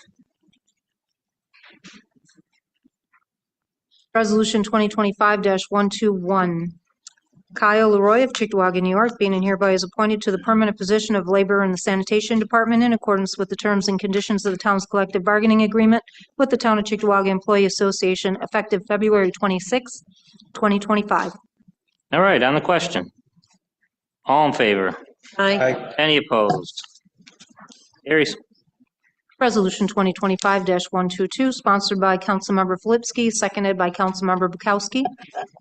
Mark Jed and Nathan Frank, both of Chickawaga, New York, being and hereby are appointed to the position of member of Traffic Safety Commission, effective immediately with said term to expire on December 31st, 2027.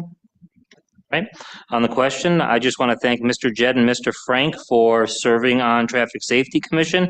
I'm glad to see that we're increasing the number of folks on that body. There are still openings for individuals who may be interested. Any other comments? All in favor? Aye. Any opposed? Carries. Resolution 2025-124, sponsored by Supervisor Noack, seconded by Councilmember Pilarski. Paul Grapp of Chickawaga, New York, being and hereby is appointed to the position of Motor Equipment Operator B in the Highway Department in accordance with the terms and conditions of the town's collective bargaining agreement, effective February 24th, 2025. All right, on the question? All in favor? Aye. Any opposed? Carries.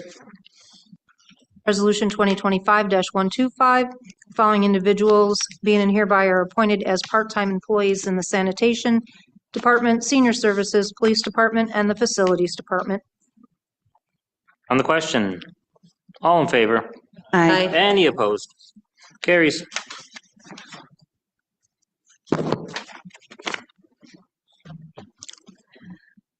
Resolution 2025-126, sponsored by Supervisor Noack, seconded by Councilmember Pilarski.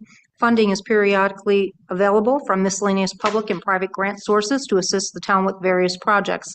The town board wishes to continue to retain grant consultant firm for grant development and administrative services for a period of 2 years, beginning March 1st, 2025, and ending on February 28th, 2027. The fee Right. stipulated in such agreement, total sum of $42,000 per year to be paid to Rotella Grant Management. Trying to rush you along. I'm sorry about that. All right, so on the question. All in, oh, I'm sorry, Mr. Thompson. We've had his services over last year, and forgive me, I don't know if it's directly to him, but I've heard from numerous people that we've missed deadlines for things, and there are grants available, and we didn't seek them. If we're paying a grant management company, I mean, maybe it's just me that has really high expectations for them.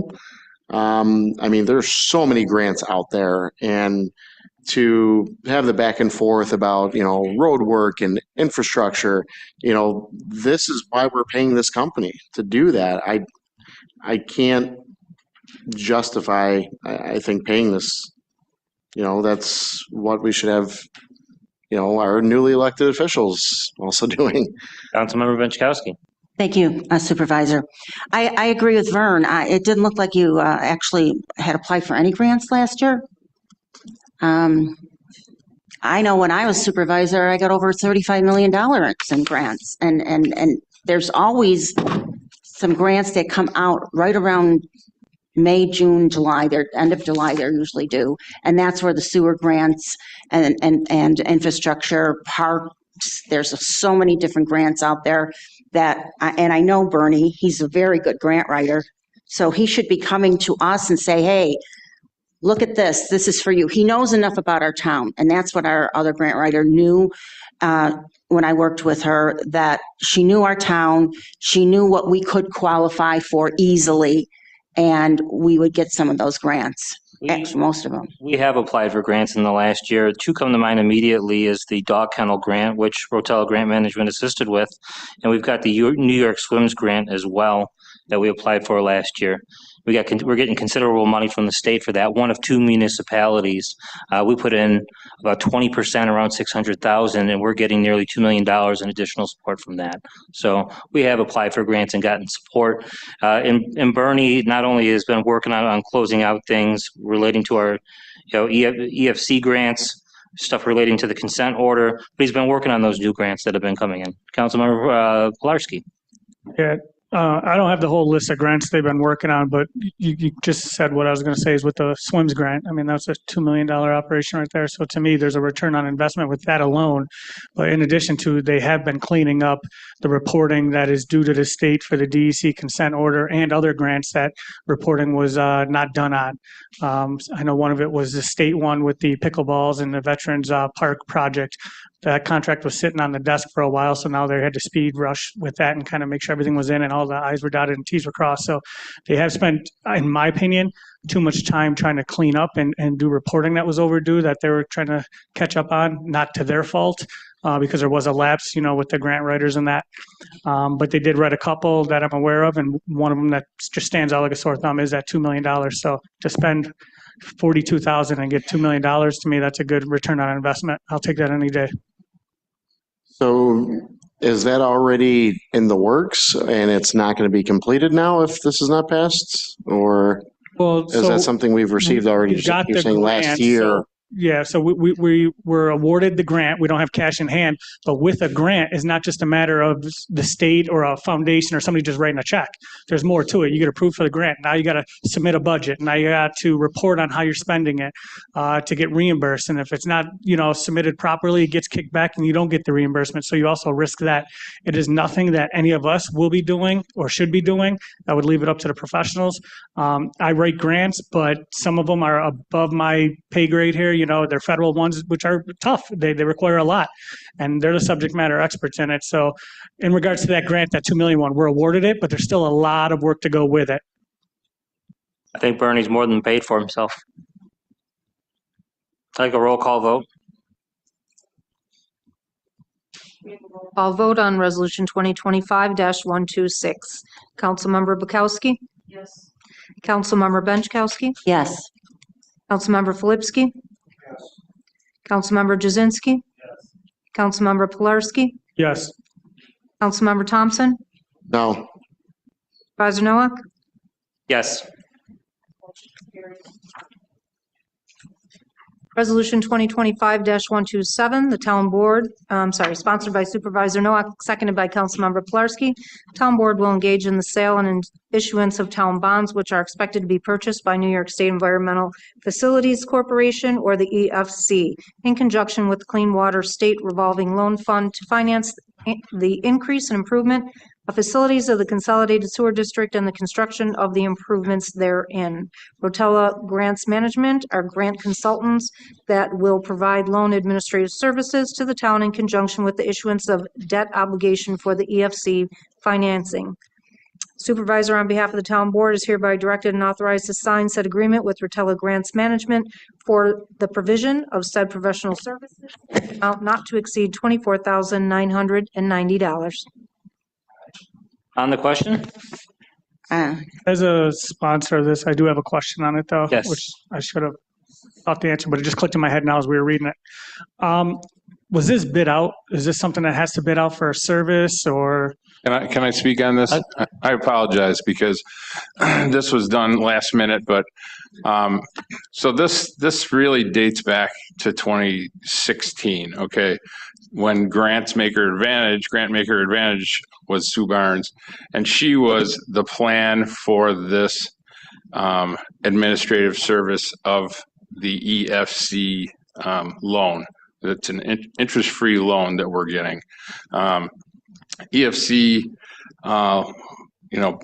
bonding and paperwork is very finite details, lots of hoops to jump through. And so Sue was doing that at the time. We had passed this exact resolution for Grant Maker Advantage in 2016. And so the plan was that, and so this EFC plan has been in the works that long. So right now it's just ending. And so in order to finalize everything and get all the funding, the loan in place, we need to get the final bills in place. Well, the grant administration was supposed to, it's $24,990 has always been the plan. It was going to be paid to Grant Maker. Now we can't get it reimbursed by the EFC funding unless we have an agreement. And so that's what this agreement is. It's basically to take the place of the former agreement that was already approved. Changing the vendor. Correct. Everything else is in place. Cost is already paid for. It was worked into the grant. Absolutely. Thank you. Anyone else on the question? I guess I have a question because I thought that's what Bernie Rotella Grant Management does our grants, and they also manage the grants. So why do we need a separate agreement? Because the first agreement we just approved was for the grants management. This is like so detailed and people oriented that it's above and beyond what they would be included in that contract.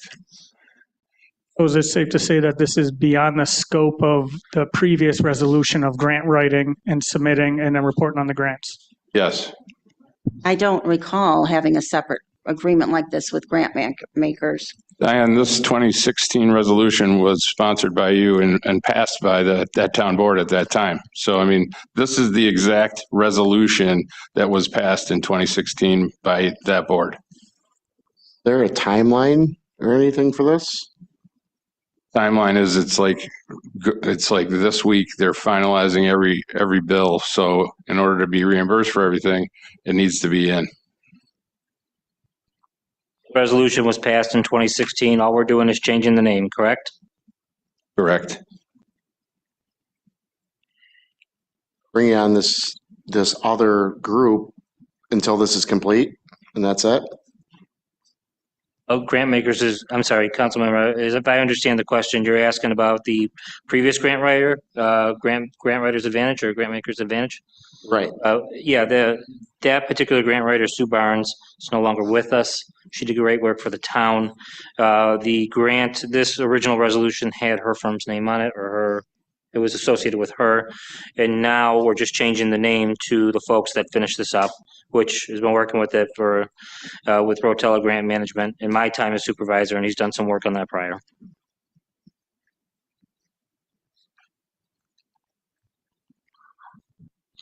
Anyone else on the question? Councilmember Benchkowski? I did find there were two separate agreements for grant makers that Mr. Kraus had mentioned. So, and actually it is pretty much the same amounts and from 2016 till now. So it sounds like it's a bargain for us to have Bernie Rotella do that grant management for those EFC grants. Because that is exactly what we had agreed to pay grant makers in 2016. So just wanted everybody to know it. Sounds like it's something good for the town because there's always a match and they're right. It's complicated to do all that paperwork. Anyone else? All right, all in favor? Aye. Any opposed? Carries. So Supervisor, did we miss one? I got one. Uh-oh. Or was I not paying attention? I have a,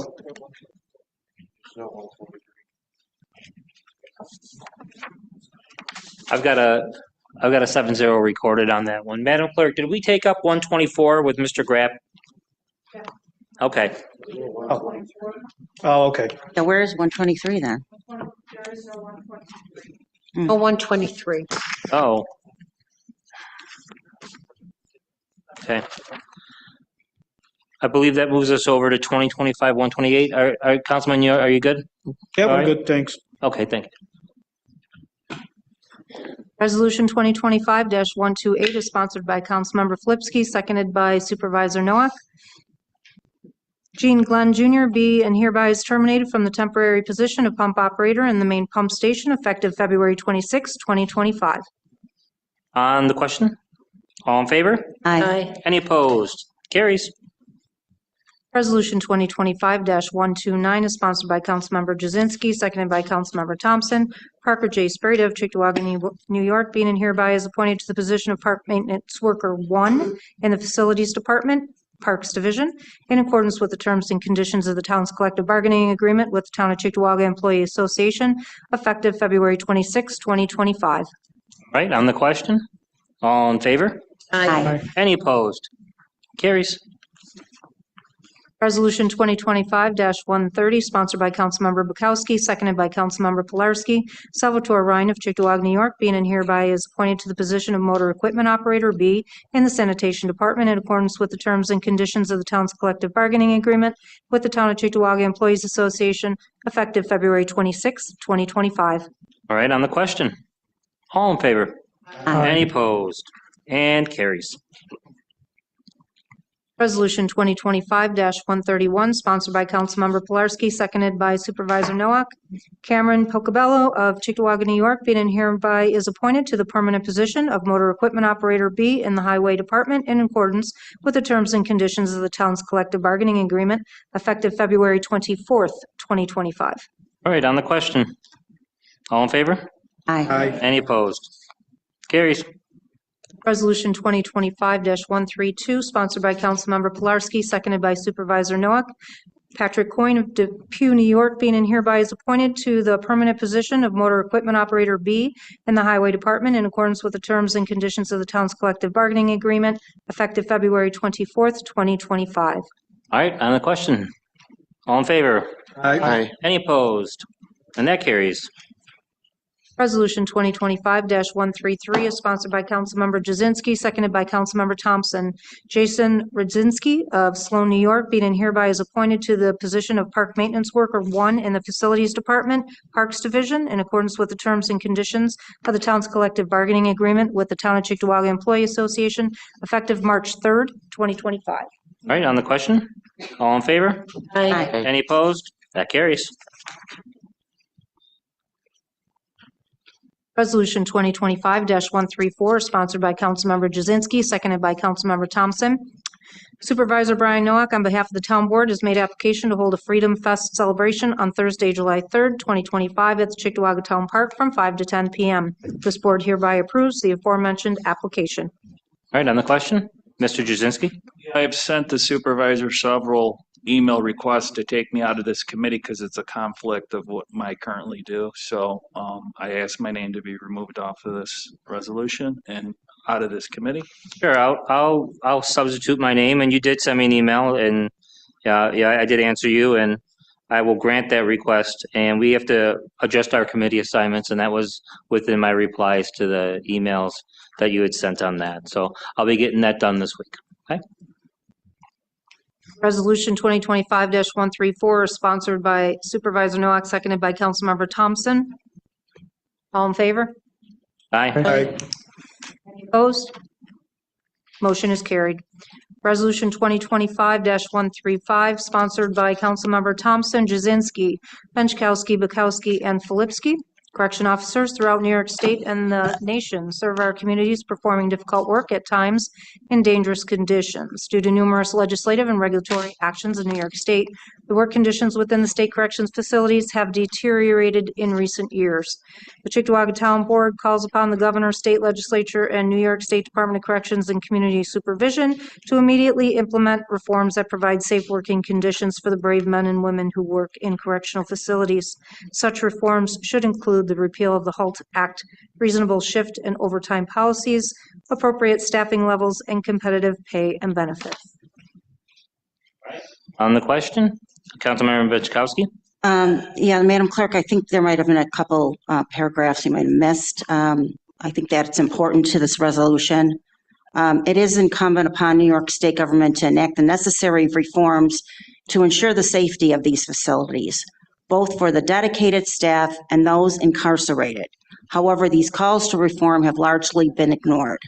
Whereas these factors have led to historic strikes from corrections officers witnessed across the state, highlighting the need for decisive action on the part of the state leaders. And then it went into the resolve. So those two whereases I think are very important to this resolution. I see the version that was uploaded around 4 o'clock has both of those.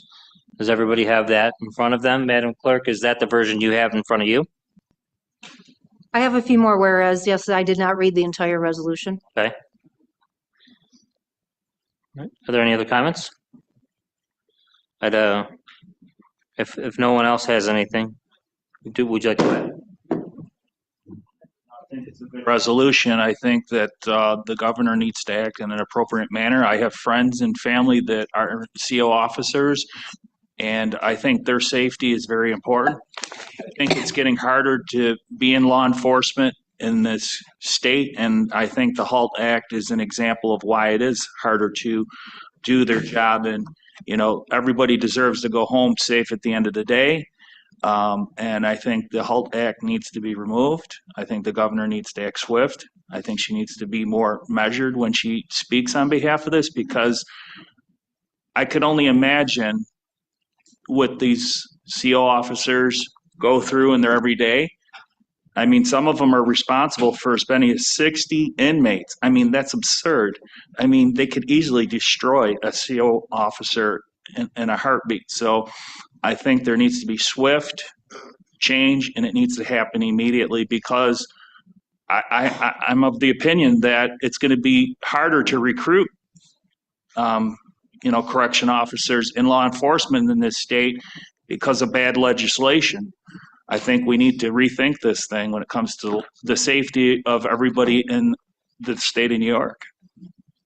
Any other council members wish to add? Thank you, Mike. Quickly, you may or may not know, I was a correction officer for 6 years. I don't think people understand what the HALT Act is. When they think that Joe Blow, correction officer, walks down the hallway and grabs an inmate and says, I'm locking you up for 30 days in solitary confinement. That's not how it works.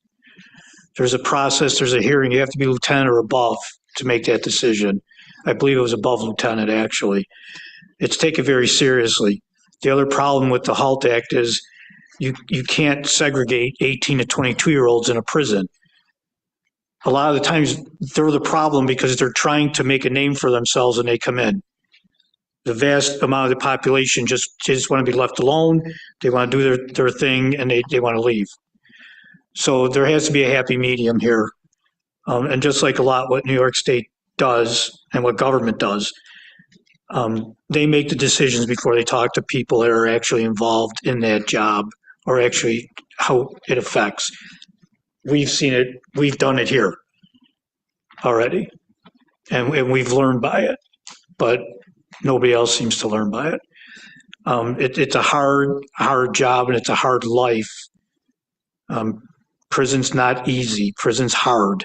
It's hard for everybody. And a lot of times solitary confinement protects the inmates more than it does the officers. I've seen it. So there has to be a resolution to this. This is just, it's craziness. And it's used for political purposes, and that's wrong. Thank you. Thank you. Any other council members? I'd like to offer 2 amendments to this, but before I offer the amendments, I had an opportunity to go out to both Collins and Wendy and speak with some of the folks that are on a wildcat strike there. And you have folks that are working 24-hour shifts, some folks saying 32-hour shifts. We have rules for truckers, so they're not driving too long, 16 hours, 18 hours. We get them off the road. It's a long time for somebody to work. The stats pan out in terms of the increase on issues in the facilities. In terms of the civil service test, there are fewer and fewer folks taking those. Some of those exams for correction officers have been canceled because so few people are applying. I think we know that police officers, the exams for those have gone down a little bit. I really appreciate what Mr. Filipski mentioned about the young folks that 18 to 21, 22, that can't be put into solitary in certain conditions. I had an opportunity to talk to some assembly members today about this legislation, the HALT Act. And that was one of the things that was a common refrain from them, that those younger folks getting in, whether they're trying to make a name for themselves or being recruited into the gangs that are already there, that, that they're kind of exempted from this 15, that set aside in this area, that you can't get them out of general population as easily as you could somebody that's 25, 30 years old, and even that is a struggle. There's so much more that can be said about that, but the common refrains from these guys, there was the working long hours. It's not about the money. It's about, I want to go home to see my family. WBEN has covered this. And there's one guy that I will never forget this for as long as I live, 9 shifts out of the course of the entire year. He says that he was able to actually go home on the time that he was scheduled. It's like, we're talking about being here an extra hour or two later, and You know, imagine, being held back another 8. The phone call is, we need you more, and that's it. So there's a need for change. There's some real issues there. There's legitimate grievances that these folks have. But as I said, I have 2 amendments I wanted to offer. The first has to do with just adding to the first resolved, and the Corrections Officers Union hasn't officially condoned the strike because to do so would be a violation of the Taylor Law. So I wanted to add in the first resolved, proposing an amendment, and the text would read, while also going on record that we do not condone violations of the Taylor Law. I think we can both say we support their desire for reasonable shifts and being able to go home, and to also go on record to say that, like the Correction Officers Union and their leadership, we can't condone violation of the Taylor Law. So I was wondering if there'd be a second for that amendment. Second. All in favor of the amendment? I'd like to call a roll call vote for the amendment. Resolution 2025-135, amendments were offered by Supervisor Nowak, seconded by Councilmember Pilarski. Roll call vote, Councilmember Bukowski? Yes. Councilmember Benchkowski? No. Councilmember Filipski? No. Councilmember Jazinski? No. Councilmember Pilarski? Yes. Councilmember Thompson? No. Supervisor Nowak? Yes. Motion is defeated. Resolution 2025-135 as originally read, no amendment. Councilmember Bukowski? Yes. Councilmember Benchkowski? Yes. Councilmember Filipski? Yes. Councilmember Jazinski? Yes. Councilmember Pilarski? Yes. Councilmember Thompson? Yes. Supervisor Nowak? I support the efforts of the corrections officers. Without the amendment, I have to abstain. I'd like my vote recorded as an abstention. Resolution is carried. Our resolution items for tonight. Communications received by the town clerk's office include departmental communications, supervisor statement of funds for October 2024, supervisor statement of funds for November of 2024, minutes from the Environmental Advisory Committee, December 18th, 2024, minutes from Traffic Safety Commission, January 21st, 2025. General communications include 3 notices of claim. All right, with that, next up on our agenda is public comments. This is an opportunity for the residents to comment on matters involving Cheektowaga. The public comment period should last 15 minutes maximum. Each speaker may speak only once, and each speaker shall be limited to a maximum of 3 minutes speaking time.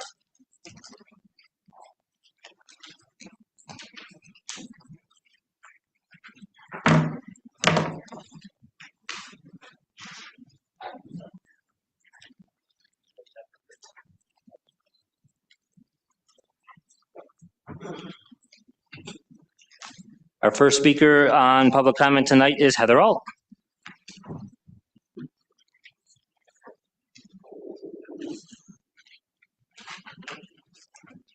Good evening. Good evening. I have a handout, if I could pass it. Absolutely.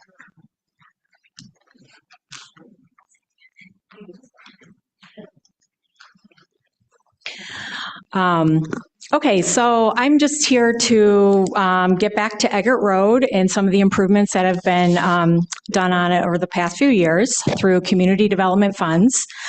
On the first page of the handout are these 2 speed radar signs, or electronic speed signs. The one going southbound is right near my house. You can see the recorded speed on there is 49.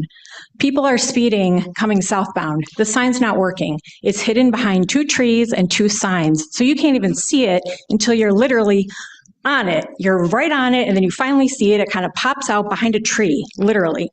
So most people don't see it. They seem to be going normal speeds as before. The northbound one is when you go around the corner stores, and then, you're kind of coming down, or you're going north on Eggert Road, and there's not really a speeding problem in that area. There's a crashing problem. That's where it's very tight. There's a lot of parked cars, and on New Year's Eve, there's actually a rollover accident right in front of that sign. There's been accidents in front of both signs since they've been installed. On the next page, the kind of narrow map in the background is from Go Bike. This is a crash map. Some of the crashes are on top of each other, but essentially over the past 5 years, there's been about one crash every month on Eggert Road. And so the two signs have been kind of embedded within the crashing area, not where the police department would put the speed trailer, which was just north of the neighborhood. So you'd come, down from the expressway, you're coming toward the homes, and you see the speed trailer right there in clear view. People slowed down, and then they came into the neighborhood. That's ideally where I was imagining the speed signs would have been installed. I'm not happy with where they are installed because I think they're creating a distraction. On the next page, you can see two crashes that occurred right in front of both of the signs. I happen to kind of learn about the crash as it was occurring. So in both cases, I went out, and you can see I've circled where the speed signs are, and I do believe that they are creating a distracting driving environment on Eggert Road where they are placed. On the next page, this is an example of kind of what you're seeing as you're approaching the speed sign. You're seeing blinking yellow lights, too fast, your speed limit 30, slow down.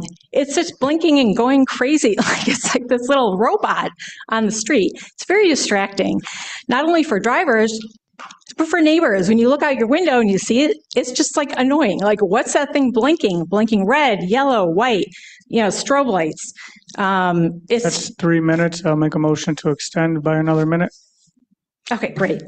So below the distraction page, this is some information from the letter that's on the following page. It's an interpretation letter about radar speed feedback signs from the Federal Highway Administration.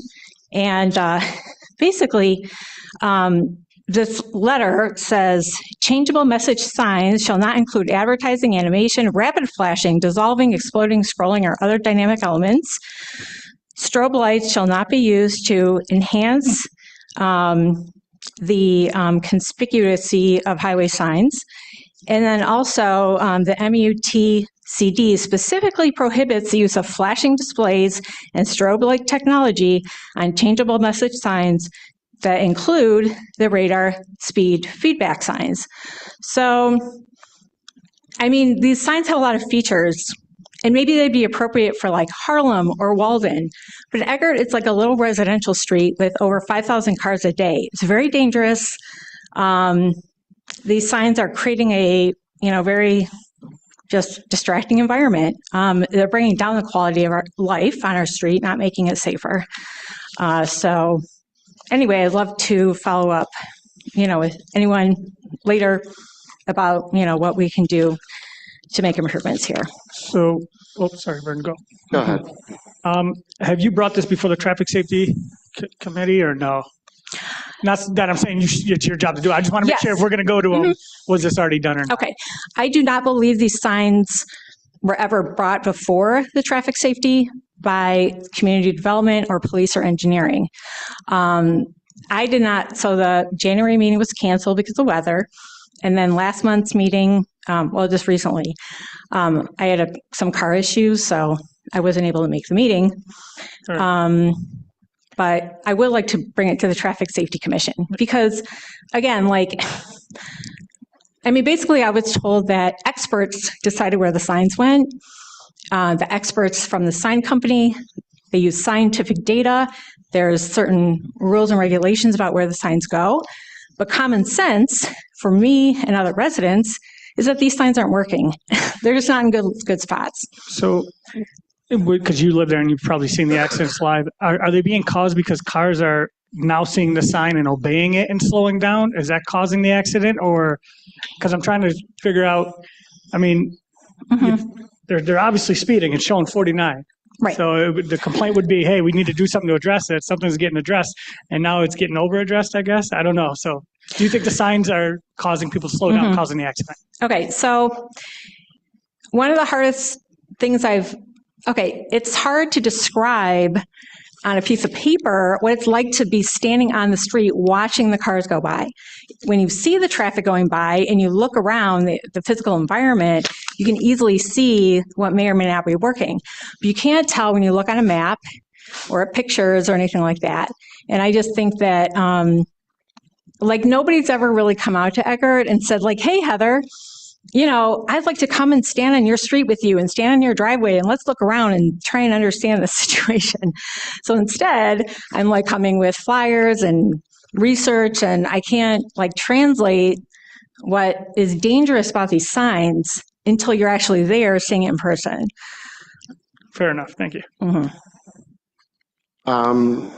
I applaud your efforts and I appreciate your attention to this. And I was going to mention, I live really close to there and I never go down Eggert on that far down, but I'm like, I had some time. I drove down there and I tell you that sign coming from the 33, I think is in a pretty stupid spot. And I was looking for it and it's behind a tree. So, I mean, whoever decided to put that there, I wouldn't consider them an expert. That's my personal opinion, but I think it's something that, we can look into more. And now that, spring's coming up, we can potentially do something to fix that, because I don't think that's working, whether it's the flashing lights. I don't know if that's causing issues or not, but there's certainly a speeding issue. I can tell you that right now. I mean, it's always been that way. Even when I was a kid, I grew up around the corner on Barbara there, and it was just always a thing. But that's something, again, thank you for bringing it to our attention again. And it's something that we can dig into a little bit more and see what we can do with spring coming up. Okay. When the signs were being installed, they first had to dig the holes and then pour concrete. And then about a week later, they actually put the sign up into place. As the holes were being dug, I ran out there and talked to the contractors and said, are you doing these speed signs? Yes, we are. I called multiple departments. I contacted the supervisor's office. I even called 911 and had police cars zoom down the street to meet me because I was the crazy lady going, stop the presses. This is not going to work. I'm telling you people, this is not going to work. And the police thought I was losing my mind. And within 1 week, there was an accident in front of the one, or a crash, and then another serious crash in front of the other one. So I didn't not try, but it's very hard because there's no go-to person. I don't know if I'm supposed to call Rachel Straker every time there's an issue or what. So anyway, it's just there's not any clear go-to person, either with this board or, traffic safety, or I don't know. There's no one really coordinating these improvements with the signs. So, Councilman Jazinski.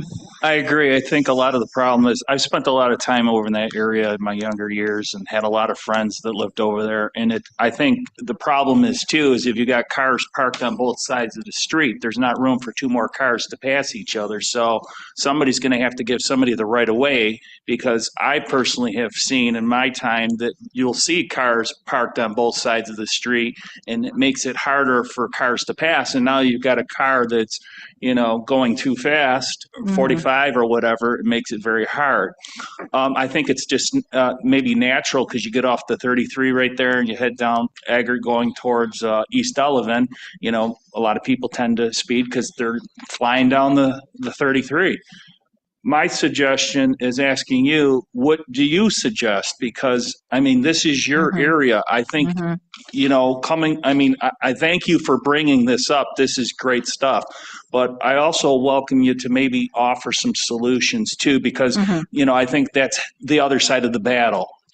Well, I will definitely go to the next traffic safety meeting. And that's where I started a few years ago, was going to those meetings with tons of ideas. And, before I ever came up before this board, I was going to that meeting, trying to get things done. So I will definitely follow up with that. Yeah, we'll finish up with Mr. Filipski. Would you mind if I give this to them? Oh, no, that's great. I can email you a copy as well. Oh, yeah, All right, Councilmember Benchkowski. We'll finish up with you. We do have our town engineer tonight. Pat, was there an architect involved? Or who did the study about putting these traffic signs there? I believe that was coordinated through Highway and through Mark Crystal in our department. Did you take a look at it? And No, I was not involved with that. town engineer, did an engineer look at it? You don't know? I can't speak to that. I don't know if the engineer for the manufacturer maybe looked at it, but I'm not sure. I was told the sign manufacturer engineers did make some decisions about where they went. That company is based right outside of New York City. So maybe they looked at a Google map and decided where the signs went. But when you're there in person, you can really see, like Vern said, it just doesn't make sense. It's like common sense, so. Is there a resolution there and the agreement in the minute track that I could take a look at it? Whatever was approved? With the sign installation, the sign company, there had to be a contract, We can get correct? you the associated paperwork. All right, Heather, thank you for your time. Yeah, thanks so much. We'll move on to our next speaker, Dawn Filipski.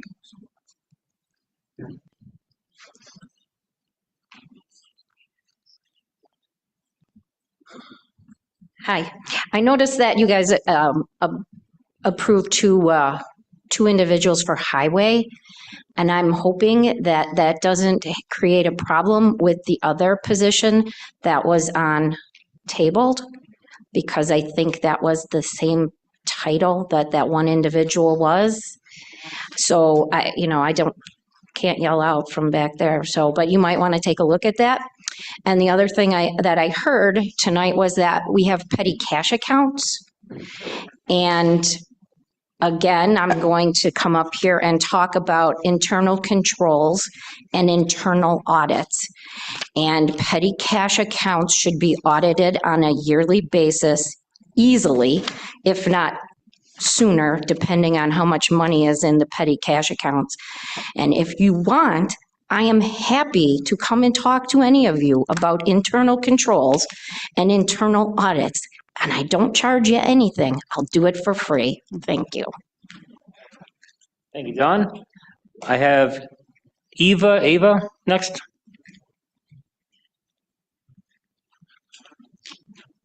Good evening. Good evening, everyone. I was here a little over a year ago, and if I may please impose on the council, for Mrs. Benchkowski's sake, to council saw these pictures, may I please approach the council and show her the pictures?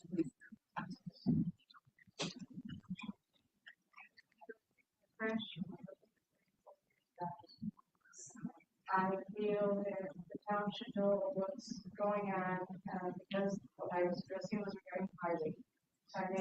And then, yes. Go to the speaker so everybody can hear you. But thank you for showing me those. I'm Thank you. so sorry. Was there anybody else that did not see these pictures? I just wanted to confirm. I didn't want to exclude anybody. Yeah, if you could. Had or had not seen them. I have not. No. My apologies. No, you don't have to apologize for anything. We were hit by a vehicle wanting to make a left turn. We were going straight to a military. My husband of 34 years died. Sorry to hear that. And I'm so sorry for your loss. What is this? This happened before you.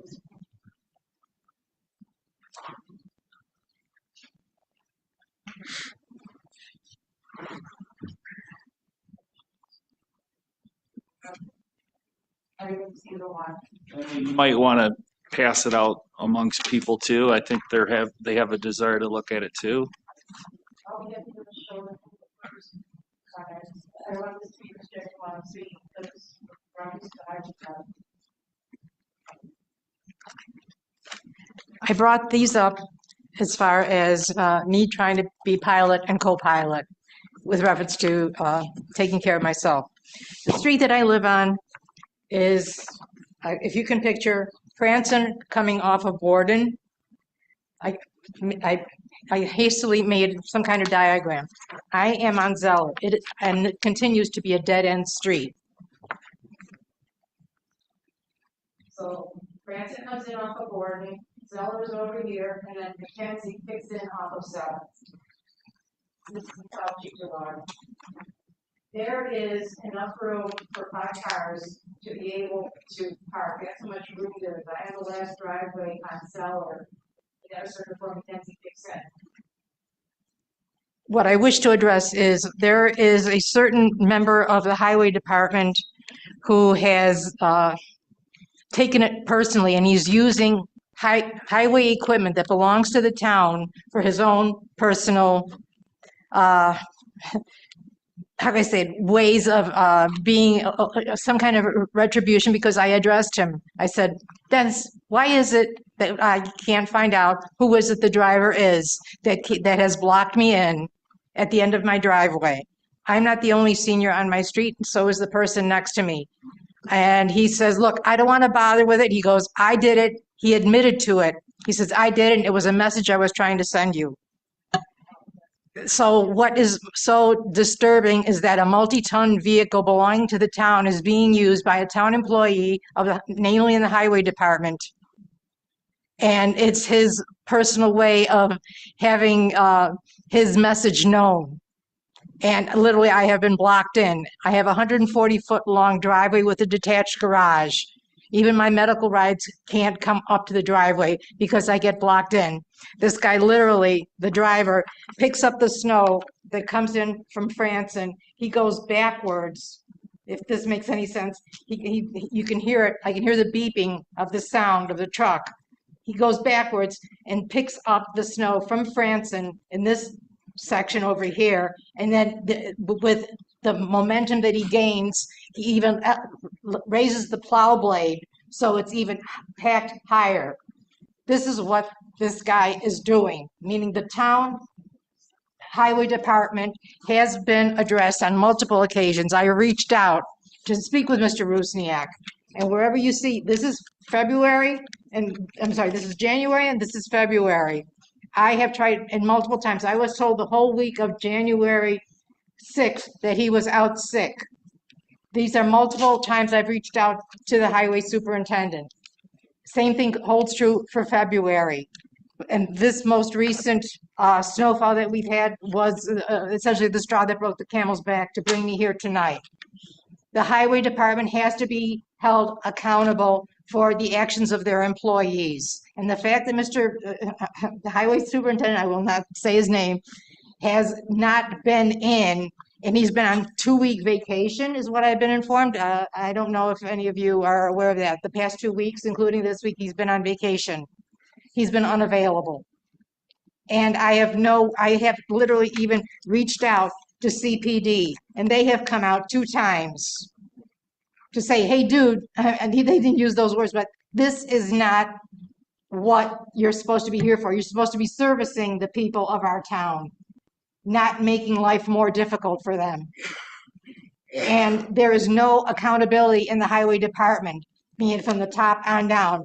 But if this gentleman who's the driver of the vehicle in my own neighborhood is ever up for how can I say, I don't want to say an increase in pay or any kind of promotion, this is what's so troubling, is that I have no way of getting this information back to the powers that be.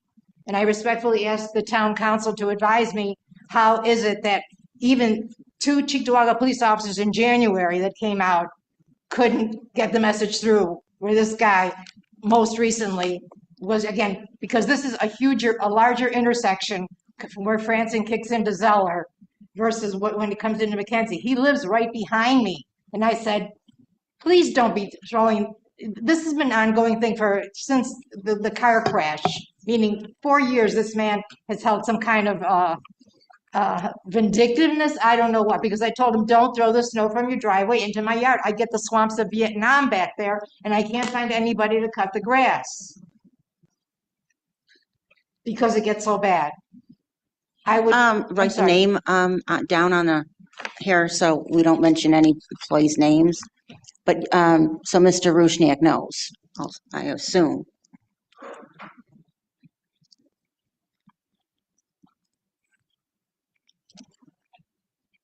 Actually put your name and phone number on there as well, Yeah, that would be please, so good we can too. follow up. Yeah. Yeah.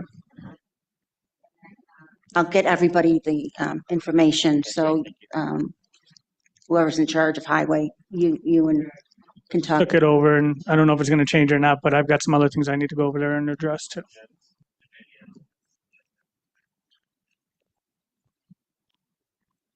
So that town truck was parked in front of your driveway when the police came and witnessed it They addressed it with him twice. Oh, 2 times. thank you, Eva. I'm so sorry you're dealing with this, but I'll get this to everybody then. I have a couple of questions for you, Miss. Of course. So again, I apologize for, your loss and my And I'm sorry for condolences the to you. death of Mr. Kaminsky. I apologize Yeah, for your loss as well. Thank you. This crash happened at this intersection. No, this crash happened on Transit Road. The car crash is a totally different thing, meaning essentially I'm trying to be pilot and co-pilot, Batman and Robin, however Okay. you want to word it. Gotcha. I'm trying to fend for myself. Understood. The car crash. And how did this start with this individual from the highway department? I know you said he lives He lives behind right you, behind me. and is He lives his right truck behind me on the parked I'm at home, or he's just plowing his own street, or how? Well, Is there any other information? That's what I mean. I don't know if there's a bidding process as far how the highway department works as to who gets to plow what streets, but he uses his air horn. He's actually using the town, again, the town property. He uses his air horn to say hi to his 3-year-old son. Even if he's on break, even though he's literally parked for 15, 20 minutes, and that happened most recently on February 20th. Most recently it happened where he's using the air horn to say, hey, look at Daddy's driving the big truck. I mean, yeah, I appreciate that. That's nice. But if you're being a jerk and not doing things the way you should be, that's a problem. I think what he's asking is how this started. Was this like a neighbor dispute? It was like he was like taking his, like snow blowing his snow into your yard. You said, hey, please don't do that because it creates a swampy bog thing. And then it escalated from there. It has escalated Okay. from there. Right. The whole thing is that, I'm sorry, I don't know if I answered your question. I didn't mean to cut you off. Go ahead. No, you did. You did. Yeah. And that's why I said, well, if anything, I'm old enough to be your mother, I've said to him. Why is it that you choose to block me? I mean, this guy is a big, burly guy. He's half my age, twice my size, if not more. And I don't know how I could be posing any kind of threat to him that he has to block me in putting up a wall of snow at the end of my driveway. This is, again, it gives Cheektowaga employees a black eye as far as the highway department. And the fact that because Mr. Rusniak is the one that would be the one to be assessing him as far as his job, I don't know how else I can relay this information, but this has been going on for 3 years, ladies and gentlemen. I'm very sorry that you're dealing with this, and I can tell you I'll make it my mission, at least personally, to get this addressed, as I'm certain the rest of the board will too, but I personally will. I've asked, all I'm asking of of the highway superintendent is to please, I'm willing to sit down. Adults discuss things diplomatically at the table. I've never used profanity with this man. If anything, when I addressed him most recently, this past, I've literally dug a path, if you will, to the fence so that I could address him, because it's a deep property. It's a puny piece of property, but it's deep. And I literally dug a pathway. I go, why is it that you feel that you have to do this? I mean, why is it? He goes, I don't want to be bothered. And he started with his expletives. Just leave me alone. He goes, I don't want to talk to you. I go, and he says, but I go, what about, who do I talk to? I was asking for him for advice as to who do I talk to with respects to being blocked in. Who was the driver? And that's where he admitted. He said, I did it. So he acknowledged the fact that he's intentionally doing this.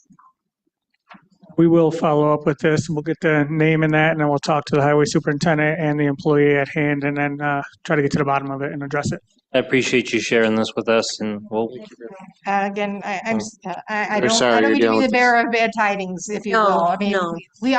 we're the city of the Buffalo, being good neighbors, we look out for each other. We don't impede somebody else's ability. I mean, I'm at the point now where I'm just getting groceries once every 10 days, if you will. That's what this guy has done, is that nobody can get into the driveway to help me to go get groceries. Thank you for your time. Thank you. final speaker, Mr. Dave Uzar. Have I said Happy New Year to you?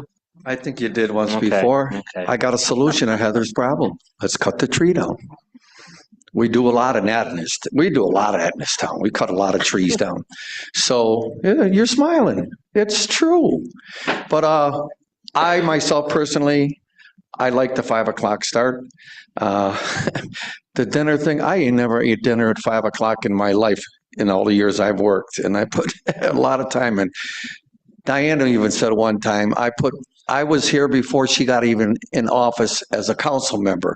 So I've been coming to these meetings a long time. 5 o'clock, you know what the job was when you took it. I don't know, Tony's shaking his head and he knew it and he's only been here a few weeks. You know, and you take this job, you know when the meetings are. We tried it, you know, you and him were supposed to do this a year ago, figure something out. It took a year now, and we found out, yeah, it didn't work. It's great. It was tried. I think the 5 o'clock start is good.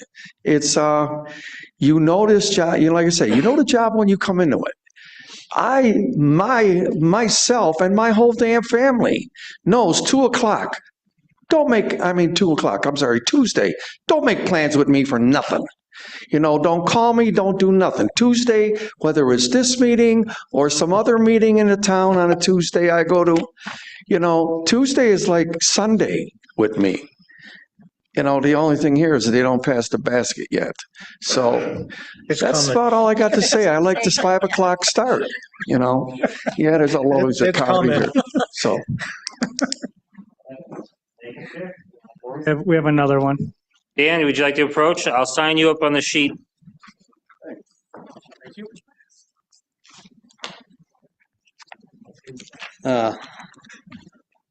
Thanks to the people in my group Concerns of Cheektowaga Taxpayers on Facebook, we find out that we are losing our assessor. He's been poached by the city of Lackawanna. Does anybody want to comment on that? Anybody want to enlighten the town on that? Went down on the 18th and now we're at the 25th? Just that our assessor will be going to another municipality, and I've reached out to Erie County about what we can do as an option in terms of services to share with the board as an option for the board to consider. Okay, thank you. Next thing I want to comment on is I know we've had a salt shortage, but if we're not going to use the salt when the roads are covered with ice, what the hell are we saving it for? Okay, which leads me to also complain about our highway department that I don't know who's running it, but they got their head up their ass. Okay, that needs a change. That department must improve. It was bad under Wagner. It's the same under Rusiniak, and we're not getting anywhere as far as improvements. I understand he gets to run it the way he wants. He's not here. He's never here for us to question, which you as a board should consider having some department heads here so we as citizen residents, property owners can question them when we don't like the service. Okay, I brought this up numerous times. We still can't get him in here to get him any questions. We couldn't get Wagner in here to question him. You know, that's nonsense. Look, once again, look at how West Seneca does it. The police chief's there, the highway department guy's there. There's somebody from recreation department. All these department heads are here, and then they all take questions from the residents and they answer them. They don't just shake their heads and go, no, or just plain old ignore them. They actually provide feedback right then and there, what they know to the resident. And as far as when you approve the warrants, and you said you were going to approve, Mr. Nowak, you said you were going to approve because it's fire department funding. Don't you think you should abstain from that? You're a fireman. Don't you think there's a conflict of interest? If it were the company's expenses, absolutely, but it's the district expenses. It's a transfer of the tax You still don't see it as a conflict of interest? I can confer with the town attorney on that. I would agree wholeheartedly if it had to do with a particular fire company's, like the company side, and rather than the district side, I absolutely. see where you're going with that, but it's still. I've been on this this is my 8th year voting on a warrant with the transfer of those funds. Second town attorney, at no point have I ever been advised to even consider. It never crossed my mind until you brought up that there's fire department and funding in that warrant, so I'm going to approve it. I'm going to vote yes. Okay, that's when it clicked in my head. You should have abstained and not voted on it because it's a conflict of interest because you are a fireman. Thank you. We have one more speaker. Just okay. Just tell us your name. Okay. Yep. Well, I apologize for coming in late and everything, but considering my name's getting slandered here by a certain individual, I understand. Dennis Rosinski. I understand. We just want to make sure you'd like to go ahead. Yes, I do. Before you say anything. Okay. Yes, I do. All right, continue. I am the plow individual. Not once did she bring up in her thing that she has a plow jockey, which we call private contractors, plowing her driveway. He leaves the snow out in the street. I go by and plow the street. The snow goes back into her driveway. Yes, the police have been to her house 3 times now. The first 2 times that she has the incident reports for, or the slips, she was told to stay away from me. The second time she came to my house, she literally tried getting into my house because I wouldn't answer the door after talking to Lieutenant McAdams. I just had to have another report done that she was at my house Thursday. Now she's singling me out for God knows what reason, I don't know. But I'm not going to sit here and be watching your guys' meeting and have some lady sitting here slandering me. I take pride in my job for the town of Cheektowaga. And it's kind of disheartening that she's out here slandering me without all the facts. Yes, the cops have been to her house. She's also left some other issues out that I'm not going to bring up because of I could talk in private about, because it's part of what they were put under the first couple times they were out to her house. Yes, they were out to the house. Talked to the police officers 3 or 4 times because of her. Every time they've seen pictures of her plow guy that she has that does her driveway, leaving the snow in the street. What am I supposed to do with the snow that he leaves in the street? So yes, the snow was put back in her driveway because he leaves it out in the street. I don't think she was mentioning that though, Dennis. I think she did. She mentioned. Can I speak now? Okay, Please? Sorry, Diane. All right. Go. I just want to ask, she just mentioned you parked the actual snow plow vehicle in front of her driveway. No, the plow got pulled over to the side of the road on the opposite side when the first time she called because the police officer was there and wanted to talk to me. So I talked to the police officer. I says, I will pull over there. I will talk to you, but I will not talk to you with her. As soon as she starts walking towards us, I will be getting back into my plow truck. Okay, I was told, she just said mentioning the parking of the plow. And when she showed the 2 receipts for the incident reports, yes, they both came in. I was talked to by both officers and I told the officers what happened and they had no issues with it. She was actually advised to stay away from me. If anybody would like to go get the police reports, you can see that. I cannot get them because of the way they are put into the computer system for the police station. But this last time she was at my house, the last time was last Thursday. I actually called the police because she was advised the last time she called, and I had a lieutenant at the house, which found nothing wrong with anything that was done. Councilmember Pilarski, and then we're going to go back to Dennis. So that is 3 minutes. And for the sake of this, because this could possibly be a personnel issue in the matter, I'd recommend putting the kibosh to this conversation right here and allowing the chairs to meet with you, get the other side of it rather than coming out here and going. I apologize, but I'm I just want to protect both the resident, yourself, and the town on this. And I'm getting slammed, and I'm sorry. I take my job serious in that. I take pride in my job. I think it's also safe to say, I don't think a single person in this room knew who she was talking about until you came in. So I get that, and that's fine. Yeah, But probably when I'm sitting at home, and my phone's blowing up from people stating that they're watching this and that this is going No, on. I get it, but let us. So I'm sorry, I'm kind of. Let us follow up with it. But I wanted to I come in. understand. Yeah, I understand. That's why I asked if you were sure you wanted to go ahead. Yep, nope. Is there anything else you wanted to share? We're going to finish up with you and then Because of move the on other to part of the elected whole officials' situation, comments. I don't want to bring up. Okay. Because Understood. probably legality issues. Probably, yeah. We'll follow up So, with you. okay.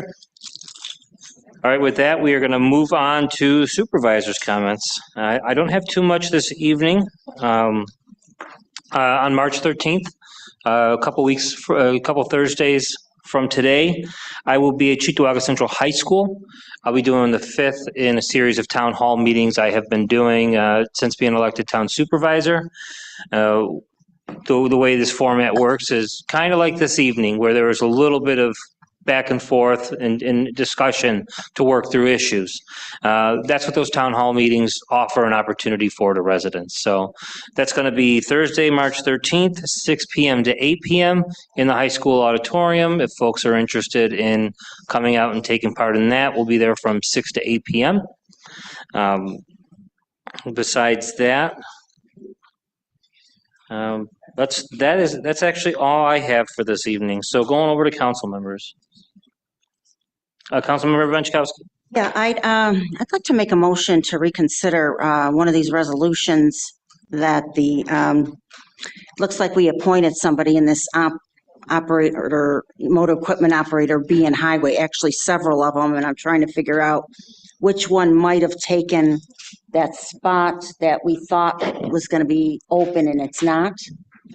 Yeah, do you know which? I'm trying to figure one out, but I think the best one would probably be this 2025-132. It's a current temporary motor equipment operator B was going to be placed in a permanent operator B, which is, I think, one of the ones that we tabled. All right, to the town attorney, how does a motion to reconsider work if there was unanimous passage? As a general rule, anyone who voted in the affirmative on a past resolution can bring it up and ask for it to be reconsidered. If there was a no, then that wouldn't work. It had it passed. So anyone on this board who voted in the affirmative for a unanimous resolution can ask for the reconsideration. I think we all did on that one. Resolution 2025-132, I'd like to bring it up for reconsideration. Like I said, this employee is a temporary in highway now, is a motor equipment operator. This was switching him from temporary to permanent. I don't think it would hurt if he waited a couple more weeks. You just want to table it? Well, that or. It would go with the other two. We would need to Yeah. suspend our rules, correct? But you can't table it at this point. You're going to have to ask for the reconsideration. Once you ask for reconsideration and you have a majority vote for that, you can table it. You can vote it down. So the first Correct, we motion got would to be- bring it You back. have to bring it back first. So in order to bring it back, so with a motion of reconsideration, do we need a suspension of rules as part of that? No, nope, that's not a suspension of rules. Just want to confirm. Yeah, just want to make a motion. I need a second to reconsider, I think, and then take a vote on the reconsideration, right? Correct. But let me just ask a quick question. Okay, we tabled 105, but 106, wasn't that individual the one? That we tabled also. Table that one. Right, but isn't that the one that you were thinking would have been? Right, so I'm saying we reconsider 2025-132, because that person is moving into a permanent MELB. I think the question is, what is the consideration? Well, there's not going to be a spot for him then. If those other two were tabled. It didn't open up an MELB spot. Oh, I see. Effective Okay, three. now I understand. Okay, because okay. Yeah, so it didn't open up a spot for him, I think, and as long he's there temporary, It Stays in doesn't a mess anything temporary up. spot. Right, so if you bring it back and table this one, all three of those are connected for next time. Yes, right. So that's what I'm saying. So I need a second for the reconsideration first, and then we need to table, Second. okay, Vern second. And then I think we need to take a vote on the reconsideration. Yeah, all in favor of the motion to reconsider? Aye. Aye. Opposed? I'm opposed.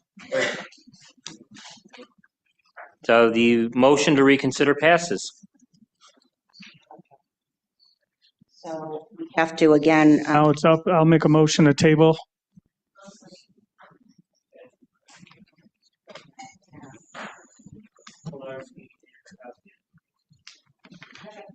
twenty 132. Okay, so that's also tabled for the next meeting. Okay. The council members.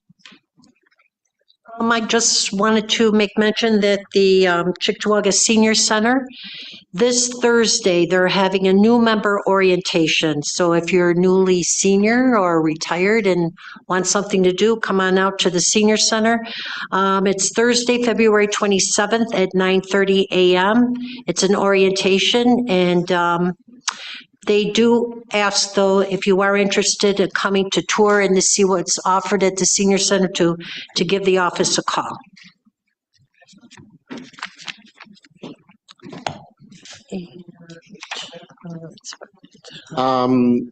Just a couple things on this. I know we could have discussed this too, but it came up earlier about committee assignments. And I was hoping that there could be either some consideration for either a request, or if there's a department head that wants to work with a certain individual. I don't know if that's something that you were open to, because it's often, I know Mike mentioned he wants to be off of a committee, but somebody else might want to be on a committee. So I was just hoping that you could take that into consideration. And one comment that was made earlier about obviously us knowing what we signed up for. Mr. Uzar, yes, we do, but there's a lot of things that have been done the same way forever. It doesn't mean it's the most efficient or best way to do it. So I'm personally going to always try to do things different. Well, you said you were good either way. Yeah. You know, you said you were good. But I just wanted to expand on that. Yeah. 40, you would have been out of here at 7:40. Debatable. Right. Oh, yeah, I agree. During the meeting, you brought up about all the different things going on. Well, there are times when there's 40, 50 resolutions. Right. So times there are, so you want to start taking an average? Okay, I guarantee that average is going to jack things up. Gentlemen, that's. We're just trying to having a finish up your discussion. comments. That's all. Yeah, it's. You got anything else you'd like to share? Nope. As much as I don't want to cut you guys off, we need to have order. Why, you want Yeah. to get out of here? What's the problem? We actually, Dinner reservations. We've not got till more 10. We're work to good. do. We've got more work ahead of us. Any other comments? Mr. Jazinski. I'd just like to say my thoughts and prayers are with the correction officers around the state. I hope that their needs will be met. They deserve to go home. My neighbors, I have friends, and I actually have family that are involved in this thing, and I just hope it comes to a good resolve. And I think that we need to reconsider the way corrections is designed. And I think the reason it hasn't is a direct example of why this strike has happened. So my thoughts and prayers are with the families and the corrections officers that there will be some resolve soon. Got 3 left. I can speak again if you guys want to stay. Okay, if everybody has said their piece, I would like for us to close this meeting with a moment of silence in memory. What? I'd like to make a motion to go to executive session to talk about the employment history of a particular employee. Okay, and I'll second that resolution. And With no action to follow. Okay, I'll second that resolution, but I'd like for us, as we go in, to close our meeting in with a moment of silence in the memory of Mike Lonzak. He was a commissioner for the Highview Fire District. He had numerous roles there over the years. So we'll make the motion to go into executive session to discuss the history of a particular person with no action to follow. We'll take a moment of silence before I drop the gavel. So all in favor to enter executive session? Aye. Any opposed?